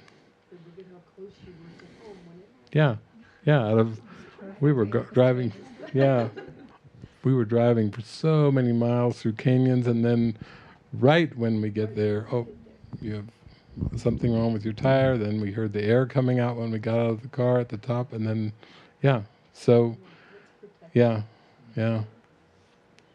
I've actually had a lot of those kind of things, when I think now to all these experiences. I share a lot of the parables when I'm just traveling, because they're happening like every day as we go. There was one time when I was taking a trip from Cincinnati to the East Coast, and my friend Kathy and I were going, and we just hopped in one of the vehicles we had there at our Peace House in Cincinnati, because it was the one that was available. And we drove, and both of us forgot that another friend of mine had donated the car, but there was a problem with the fuel gauge. So the fuel gauge it wouldn't move. So, but we were just so happy going off on our miracle trip, packing the car, and we just, did our usual fill up, and the tank, the thing didn't move, but we said, oh well. And then we just drove and drove and drove. We had no way of knowing how much fuel was in the car. And we got all the way up through Ohio. We went into Pennsylvania. We were driving through the mountains of Pennsylvania, and the car started chugging and doing some funny things. And we had the radio cranked up, listening to the music. And I looked over at Kathy, and she was in the front, the passenger seat, and she was on a call. So the car was starting to go like this, and she just kept on talking, and the radio kept on playing, and the car started going like this. But I just was like, the funniest thing, look at the car is doing funny things. That's what I thought. And then it started to go like, and then the power that drives the engine went off. I was on the highway going maybe like 60 miles an hour, or 65 miles an hour, whatever the speed limit was. And the engine went off. But we were still on the highway, and I just was like, because it all went quiet, this is not an electric car back then. This was like, it's supposed to make a noise. And I was just like, that's the funniest thing. And I looked over at Kathy, like, are you hearing? And she was talking away on the phone, completely oblivious to it. And I'm up there, and I had just come to the peak of a hill on the highway. And so I started, and the car was still moving. I thought, well, the engine's off, but it's still going, it's still moving. So the car was still moving, and then the car was getting slower, and trucks were going by me and everything like this. And I thought, well, it's definitely losing power. I don't know what's going on. So I'm coasting now. I'm coasting, and I'm coasting, and I coast along, and sure enough, there I look, and I go, look, there's an exit. So I said, I'm taking the exit. So I coast off, take the exit, and at the end of the exit, it bends down, the road goes to the right down, and I said, I'm going down. So I just kept rolling right past it. I rolled down, clueless as could be, enjoying the ride. I keep looking at Kathy. She's like still on the phone. She's that unaware, absolutely unaware of everything. We were both absolutely clueless and unaware of what was happening. And she was on the phone, so she didn't even acknowledge anything. And then as we go down, I think it went for maybe like a mile, this 2-lane road down. I looked over there, and the car looked, and I looked, there's a gas station. And the car rolled into the gas station, but as it rolled into the gas station, I still had not had a thought about the gasoline. Still. So I rolled up, and I could have rolled it right over to one of the pump, but I didn't have the thought. So I let it roll like right up to the little supermarket, or the little thing where you buy stuff, rolled right up there, because I still had not had the thought. So I got out of the car, and Kathy's like looking at me, and I just said, I think I'm going to go get something inside, and something to drink or something like this. And so I go in to get something to drink or something, and she's still out on the phone. And then I come out, and I come to the car, and I'm right at the driver's side, and another man and his family have stopped, and the man walks up to me, and across from the top of the car, I see the man. I'm reading his lips. You ran out of gas at a gas station. And I was like, I'll be. And so the man and his family pushed me in the car over to the pump and filled it up. And Kathy just kept talking on the phone. She was totally oblivious to the whole thing. But was that a parable when we got to the East Coast? You ran out of gas without being aware of it, and you rolled down a big hill on the highway and then into a gas station, still not knowing, and then I got pushed. So those are the kind of things, but I've had lots and lots of those. One time I had a Volkswagen Rabbit, and I was thinking, I don't think I did. a little Chevy Chevette. No, I didn't have it. I just had a Volkswagen Rabbit. It was painted white, and I woke up in the morning and I kept thinking, how am I going to drive to Roscoe, where Ken and Gloria are, with this thing? And I heard garage sale. I said, garage sale? So I took my little Rabbit, and as I was going out to the garage sale that I'd seen in the paper, as I got close to the garage sale, the car started doing funny things again. And then as I got close to where the garage sale was, the engine cut off again. It just quit running. The car quit running when I got to the garage sale. So I went to the back, and there was a whole family there, and they were selling all kinds of things in a big family yard sale. And they all seemed to know me. As soon as I went in there, I went into the house, I started meeting the mother, the father. We know him. Where do we know him from? They all swore that they knew me, but they couldn't remember where from. And so they were all very friendly and everything. And then I just had a fun time with them, and I thought, well, more holy encounters, this is great. The car stopped, holy encounters. And then as I'm getting ready to leave, I said, I've had some strange things happening with my car. And I think the mother said, our son back there is selling a car. And I said, really? And they said, maybe you should check it out if your car isn't working. And I said, okay. So I go back, I talk to the son, and the son says, yeah, I've got this old Chevy Chevette, and it needs a starter. He said it's a basic, simple car, but it needs a starter. And I said, okay. And I said, well, I think my rabbit died in your front yard. And he said, really? And the family, really, really? So they all came out. The rabbit wouldn't start and everything. So the whole family pushed me in the rabbit down to the local shop where they fix the cars.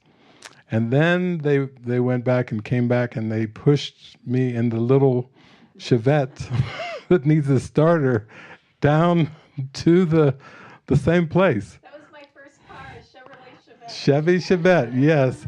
And there I was, and they go, why don't you get a starter installed? And I said, so I said to the son, I said, how much do you want for the car? He said, $100. So I bought a starter and $100 car, and I donated the rabbit that wasn't running to the mechanics. I said, here, you can fix it, you can keep it. And then I drove. I hopped in that car, and it was my first trip to be up with Ken Wapnick and Gloria. And I got in that little car, and the froster wasn't working, and it was winter. But I went up with the scraper scraping on the inside of the car where my breath was going on there, high as a kite. And it seems like there was a big time collapse because I got there like the night before I was supposed to get there. And I get the Roscoe in this little car. I'm scraping the frost off it and coming. It's working fine. I'm like, okay, I made it. I'm so happy. And I looked around and I saw a big lodge, and I thought, I bet that's where I was supposed to go. So it was nighttime. I walk in the lodge, and Ken's right in the middle of teaching a big group who came all the way from Texas and Oklahoma. And their course teacher had died of AIDS. He was gay, he had HIV, he died. At his funeral, all his parents' Christian friends came, and all his Course in Miracles friends came to the same funeral to honor this guy. And all these people were his students, and they were up there. I walk right in the middle of the lecture. Ken's talking to him and everything, and then he sees me walk in. He went, oh, come on in, and just welcomed me. And I was there the night early. I think time collapsed when I was in that little Chevette. And he said, oh, just come on in, have a seat. And he went in, and I sat down, he finished the lecture. And then I got up, and they all went to go into the cafeteria and eat. So I went in there, and all these people that I've never met from Oklahoma and Texas just came up. Who are you? Well, howdy. I'm glad to meet you. Let me give you a big hug, man. And I just was hugged by all these people that I'd never met. And and here, let's go have some food. Come on, you join in and everything. Wow, we didn't see you. I said, yeah, I got here early. So anyway, I got there, and then Ken himself came up to me after I finished the meal, and he said, "Well, you really got here early." And I said, "Yeah." And he said, "Well, everything's closed, but let me go and get you your keys. Let me get you your room. Let me get you situated." Ken Wapnick took the time to just welcome the mysterious visitor that got there early in the $100 garage sale car.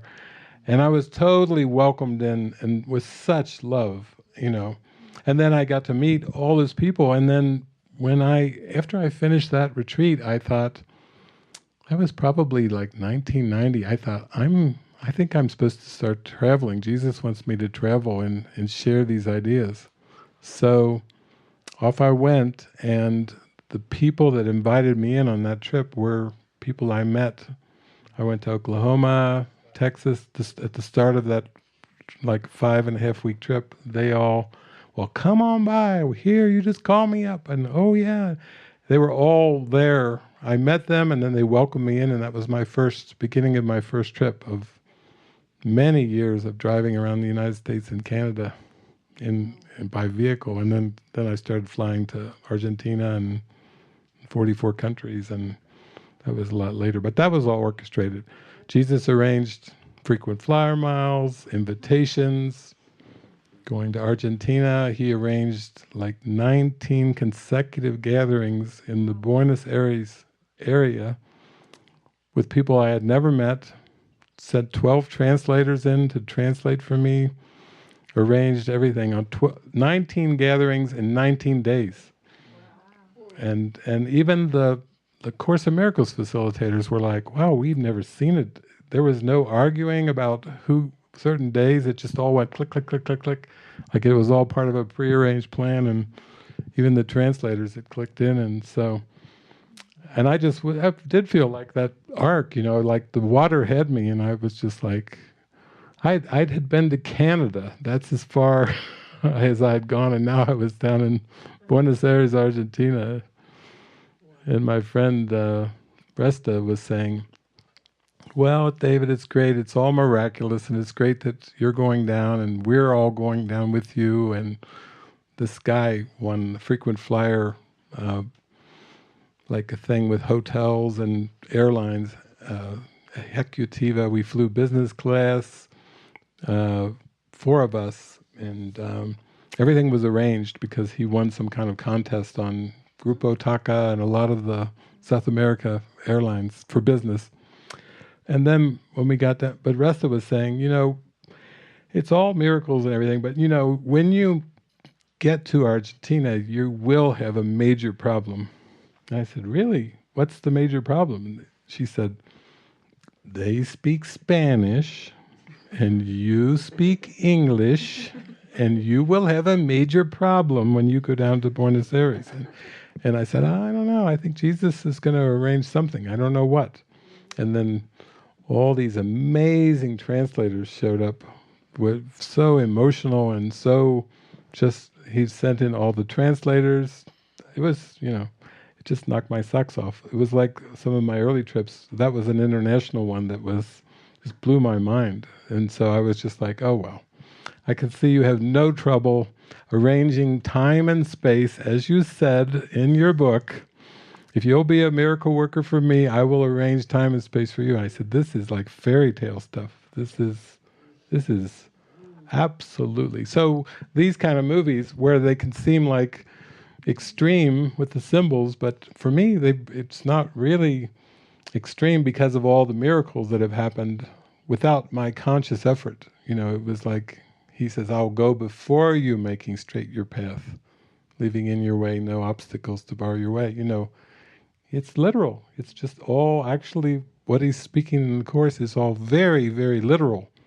And then when we just go, oh, okay, I trust, yes, then that's when the witnesses just start growing stronger and stronger. Like in this movie, of course he had his major resistances. Of course he had his major doubt. Of course he was afraid of losing his family, of losing his job, of losing his career. losing his livelihood, his life. But even when he was tempted to feel humiliated, totally embarrassed, he got the signs and symbols to keep going. And that's the way I feel. At the beginning, if somebody had showed me like a motion picture of what was to come, I would have just laughed. I would have said, "Who is that? Who is that?" I would have been in disbelief. I would have absolutely just denied the whole thing. Said, "You got the wrong guy. That's not even possible." But when you just do it moment by moment, then it does show up. It shows up for you. And then it's pretty obvious, I always prayed, make it obvious, and I'm glad, because I'm pretty practical. I mean, I consider myself pretty trusting and willing and open, but I'm very practical. So for me, Jesus, I said, you have to be super practical. Kat wrote to me, I think before you came to Mexico, you were saying, is this really all in the up and up? Can I really trust you? Yeah, you were writing to me and you were like, hey, give it to me straight. And I said, it's great, come on, come on down. Yeah, it was great, but it was beautiful. You just poured all your thoughts out in an email. That's all that Jesus ever asked us to do, is just lay it out. And you did. You spoke your heart. And here you are, out in the high desert in a canyon, in the middle of nowhere in Utah, right? Yeah, that's the way it works. So you know how we, in the world, there's this need to save the body? So in the movie, I felt, sure, my projection, and it doesn't surprise me because of what I brought on my prayer, right? So come on in, no? Everybody, board the ark. So this sense of desperation to save lives, as the body, as, saving the bodies. I mean, why if we just not sit and pray and it's okay, so the water's coming, so be it. This is a dream. So why is this anxiety, and we're all just gonna be swimming or drowning into a major flood? So what's the flood anyway? If we are all light beings and it's all good. Yeah, I think it's just the tweaks of perception, that the Spirit has to reach us in the symbols that we can comprehend. And certainly with his wife, she said, I prayed that God would bring our family closer together. And she was talking about emotionally, like here we are, we're in a new city and a new job, and she was anxious and the kids were a little apprehensive, and she was like, I'm praying God will bring us closer together. And so it's, even when we pray for specifics, whether it's to save the body or not care at all about the body, we're actually, Jesus says in the Song of Prayer, we're always praying for an experience. And then the form seems to be the belief or the witness to what we believe. So, I always tell people, just take the steps and the guidance day by day, step by step, and don't try to leap from A to Z, because the Holy Spirit's job is to get you from A to Z. The temptation sometimes is, well, if it's all an illusion, then why not let a tsunami just come and take me out? And we certainly have lots of great movies about, in our Movie Watcher's Guide to Enlightenment. What's the one with Jeff Bridges and where he... Fearless, yeah.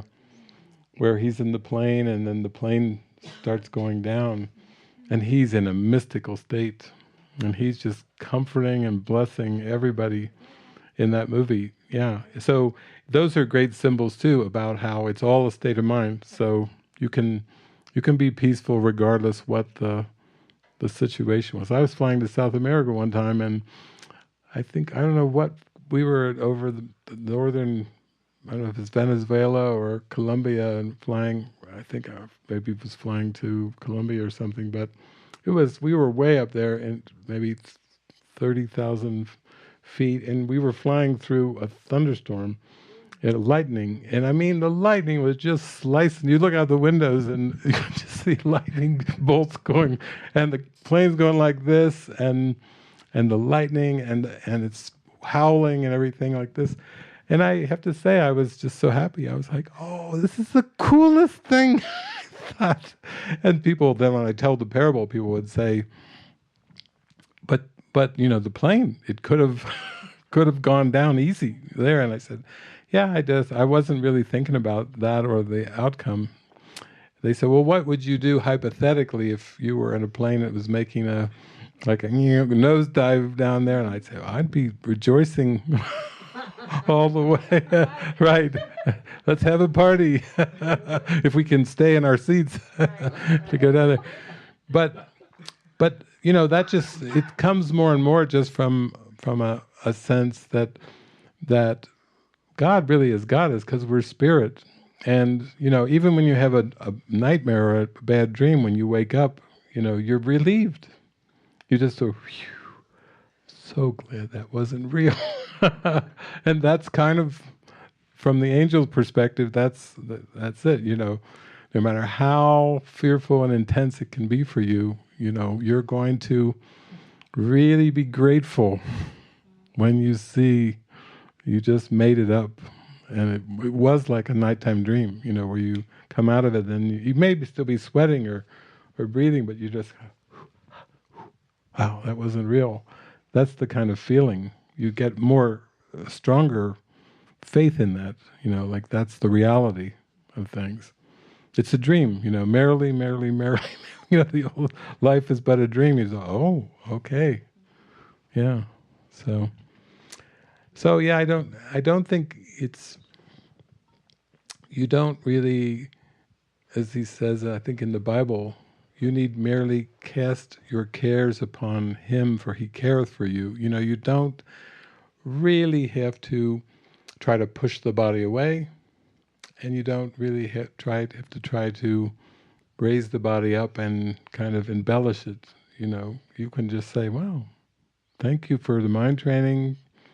Help me see the nothingness of it and not feel so identified with it, so that I feel fear in certain situations." You know, that's kind of the prayer. So, and sometimes when, you know, even when the body seems to have a symptom or something like that, then it's just another opportunity to kind of go, look at this.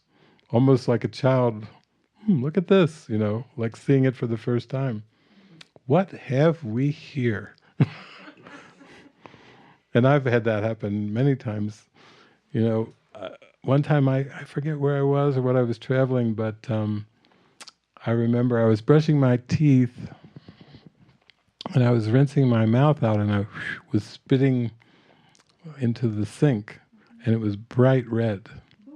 And I looked and I went, that's so beautiful. I just was the most beautiful color red. That's what I was going, look at how sparkly that red is. And that was my first thought. My only thought was how beautiful it was.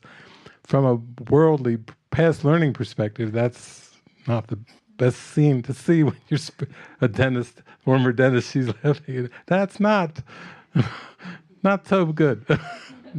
not so good of a sign. But without the past learning, then it's like, it's beautiful. It's a beautiful color red. But, you know, you start to practice doing that. That's what all the lessons are about. Nothing I see means anything. I've given everything I see all the meaning it has for me. Yeah. You just let a little bit, let go of the past. Get a flat tire? That's going to be interesting. Sometimes I'm out, and I've been way out when things like that have happened, and I have no clue what's going to happen next. One time I was at one of these rainbow gatherings up in the Upper Peninsula, and it was hot and sweaty, like 95% humidity and pounding noises, and I just thought, oh, I think I've had enough of this. So I started walking up this hill with all these hundreds of people lined there. It was sweating, babies. It was a cooker. And we were all out there. There was like Mounties, I think, police watching the whole thing from the mountains around us. I was like, oh. So I was real hot, kind of dazed, walking up this hill, and these people on the sides were like looking at me. They would just look me in the eye and go, "Welcome home, brother. Welcome home," as the sweat's coming down. Yeah, good. Welcome home. As I'm like hiking up this long thing, it's all wet and slimy, and I'm like, I don't even know. And somebody had dropped me off, so I had no vehicle. I had to just climb this thing, and I went up and up and up and up. And then I came to the road, and all the cars were just, it was like tens of thousands of people, so it was just, all the roads were lined with cars. And as I got to the top, I started walking along the road, and I just thought, Jesus, I really have enjoyed picking up all those hitchhikers for you, because he had me pull over and pick up a lot of hitchhikers. One time I was in a tiny little car, and I picked up 3 hitchhikers, and they could barely, the last one could hardly get in. He had to squeeze in. So I said, I've had so much fun picking up those hitchhikers, Jesus, but I said, I think I'm a hitchhiker now, because there was no car waiting. It was like 95% humidity. I'm up walking. So I walked maybe like 100 feet, and some guy came up and he said, "Hey, are you leaving the Rainbow Festival?" I said, "I think I am." He said, "I think I've had enough too." He said, "I've got a car. Would you like to ride with me?" And I thought, that's easy. I didn't even have to put my finger up. Jesus scooped me up after 100 feet. So yeah, he drove me all the way, I think, into Wisconsin, I think. And then I called Kathy up and I said, I need to somehow to make it back to Cincinnati. She said, "Don't worry, I'll arrange it." So it all worked out. But that's the beauty of it. You're never without help. You're never without support. No matter what the situation is, it's always there for you. You are always given just what you need.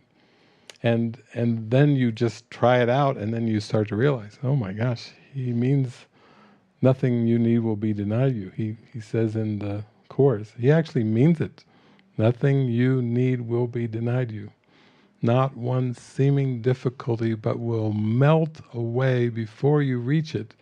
You need take thought for nothing, except the only purpose you would fulfill. You see, it's back to purpose. If I'm doing it for Jesus, He's arranging time and space for me. If there's ego goals involved, well, that's a mixed bag. You don't know what you're going to get from that grab bag. But if you're doing it for the glory of God, then all things work together for good for them who love the Lord. The Bible says, that's the version. So it's basically the trust, fully trust is basically the form doesn't matter, right? It's just, it's in the Course too. It's in the Bible. It's just, I just felt it. I just feel like saying it because it's the trust is truly stepping fully from fear to love. Yeah, before this gathering tonight, I started to get a visual where Jesus was saying that until you really trust and really give yourself over, it's like we're walking down a pathway, but we keep going like this. We keep looking back, looking forward, looking back, looking forward, and he says that's how human beings seem to live their life. They look back. What's the They judge the situation, and then they try to make plans based on their past judgment. Is it safe? Is it dangerous? That's the way. And he does address this in the Rules for Decision, where he says your one remaining problem is that you first decide what you're going to do, and then you ask. So he just lays it right out. Your one remaining problem is that you first decide what you're going to do, and then you ask. And he's implying, of course, you need to ask first. And there is a section in the text called Setting the Goal, which he tells us, he says, you need your goal clear-cut out front, like a torch. Like if you were going into a dark cave, you wouldn't have the torch behind your back. You know, you could stumble and fall on the rocks, but just keep your torch out front. Be clear of your purpose. And then he says in the Setting the Goal section, if you have your clear-cut goal out front, you will perceive everything and everyone as supporting you in your goal. The perception will unify instead of who's my friend, who's my enemy, what's good for me, what's bad for me. That's just past judgments. It will be, okay, I'm safe and everything will be almost like a fairy tale. Everything will roll out in front of me because my purpose is out in front. But it just takes practice. Like that time I told you in 1992 when the car was missing, when we got back, then all this time of reading the Course and praying and everything, you know, it all came down to that point. Like, it's either true, you believe it or you don't. And at that point when the car's gone and everything's gone, I looked across at my friend and I just said, you know, all things work together for good. It's like 3 lines from the Course. Everything that seems to happen to me, I ask for and receive as I've asked. You know, really good, good ones. Thank you, Jesus. What do you say in that moment? And then I just said, yeah, this is going to be a great adventure. And it was. It just was a spectacular adventure. But that's the moment where you either have the faith, you either say, yep, okay, this is all for the good, and it's going to play out in a way that's going to bring a blessing. I don't know what that way is, but I don't need to know. I just need to take the next step. Did, and it just, you know, came out better than I could have even imagined. And then it starts to feel more like a habit where you just trust. You know, you build the faith and the trust. So no matter what's happening, you know, it's, yeah, sometimes it's kind of surreal, like walking down a street and then there's a big car pile up right in the street next to you, and glass is flying, and you hear these crunching, banging sounds, and it's, but it's, for me, it's like watching a movie. It's almost like I see the glass, look over there, what's this? And hear the sounds and watch the glass flying through the air. But it's very surreal, you know, because you know you're just there as a witness, a peaceful witness. That's what Jesus wants from us, is a peaceful witness. And you know, and before the Course, I call it BC. Back in the BC days, of course you go through all the emotions. I remember when my grandfather, you know, he was diagnosed with cancer, and I kept visiting him in Jewish hospital in Cincinnati, and he got more thin, and he was like a walking skeleton. He lost so much weight and everything, but the night he died, they had him like strapped down because they were afraid he would try to harm himself. So they had him like in a straitjacket, and my dad and I went there to visit him. And of course you go through all the emotions, seeing your beloved grandfather strapped down like an animal in a straitjacket. You know, I just was, man, my heart was just, oh. So I did. And my grandfather was so angry then. I think he wasn't speaking. He'd quit speaking, but he was all strapped up there in the bed and Jewish hospital there. So I was sitting standing across from my dad, who was on the other side, and then with my grandfather's eyes, he started looking at me with his eyes, and then he'd look down at the straitjacket. Look at me, straitjacket, me. And I was like, I think he wants out of the straitjacket. And my dad says, what do you have? We're in a hospital. They put him there and everything. I said, but I think he wants out. I'm taking those straps off. So I went and started pulling the straps off, and my grandfather kept looking at me and looking at me. And then finally I got it loose and the stretch. So finally I got the straitjacket off of him, and he had this look of relief that came over his face, like, like, oh, and a little bit of a smile even, and his sweet eyes came back, and then he put both of his arms in the air and he spoke for the first time in weeks. He said, "Pull me up, boys, throw me around the room," which was his way of humorously saying, I gotta move. My back. My dad and I, we pulled him up, and pulled him up in the bed, and he was, oh, yeah, he felt so good. And then we let him down slowly. Pull me up again, boys. Throw me around the room. So we did this a few times, but that was an important encounter for me, just to follow my intuition in that moment. And then eventually, maybe 10, 20 minutes later, the intercom said, visiting hours are over, all non-medical personnel must leave. And so my dad and I were like, well, we had to go. But as we were going, looking back and seeing my grandfather as they were strapping him up again, and the look on his face, I did not like that look. I think I went home that night and I said, God, if you had anything to do with what I witnessed in that hospital, I don't want anything to do with you, and I won't even have lunch with you. I told God.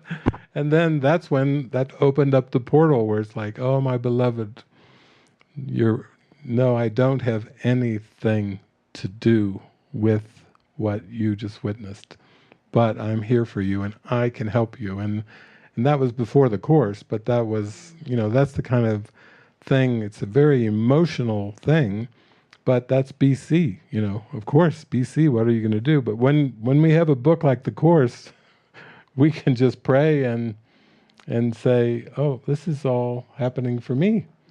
This is part of my wake-up call. This is not happening to me. This is happening for me. And now I can say, oh, Grandpa, yeah, that was a good show. You really got me into God that night, that show, because that's the whole purpose. Yeah, that's the purpose. Yeah, that's a BC story, BC parable. Yeah.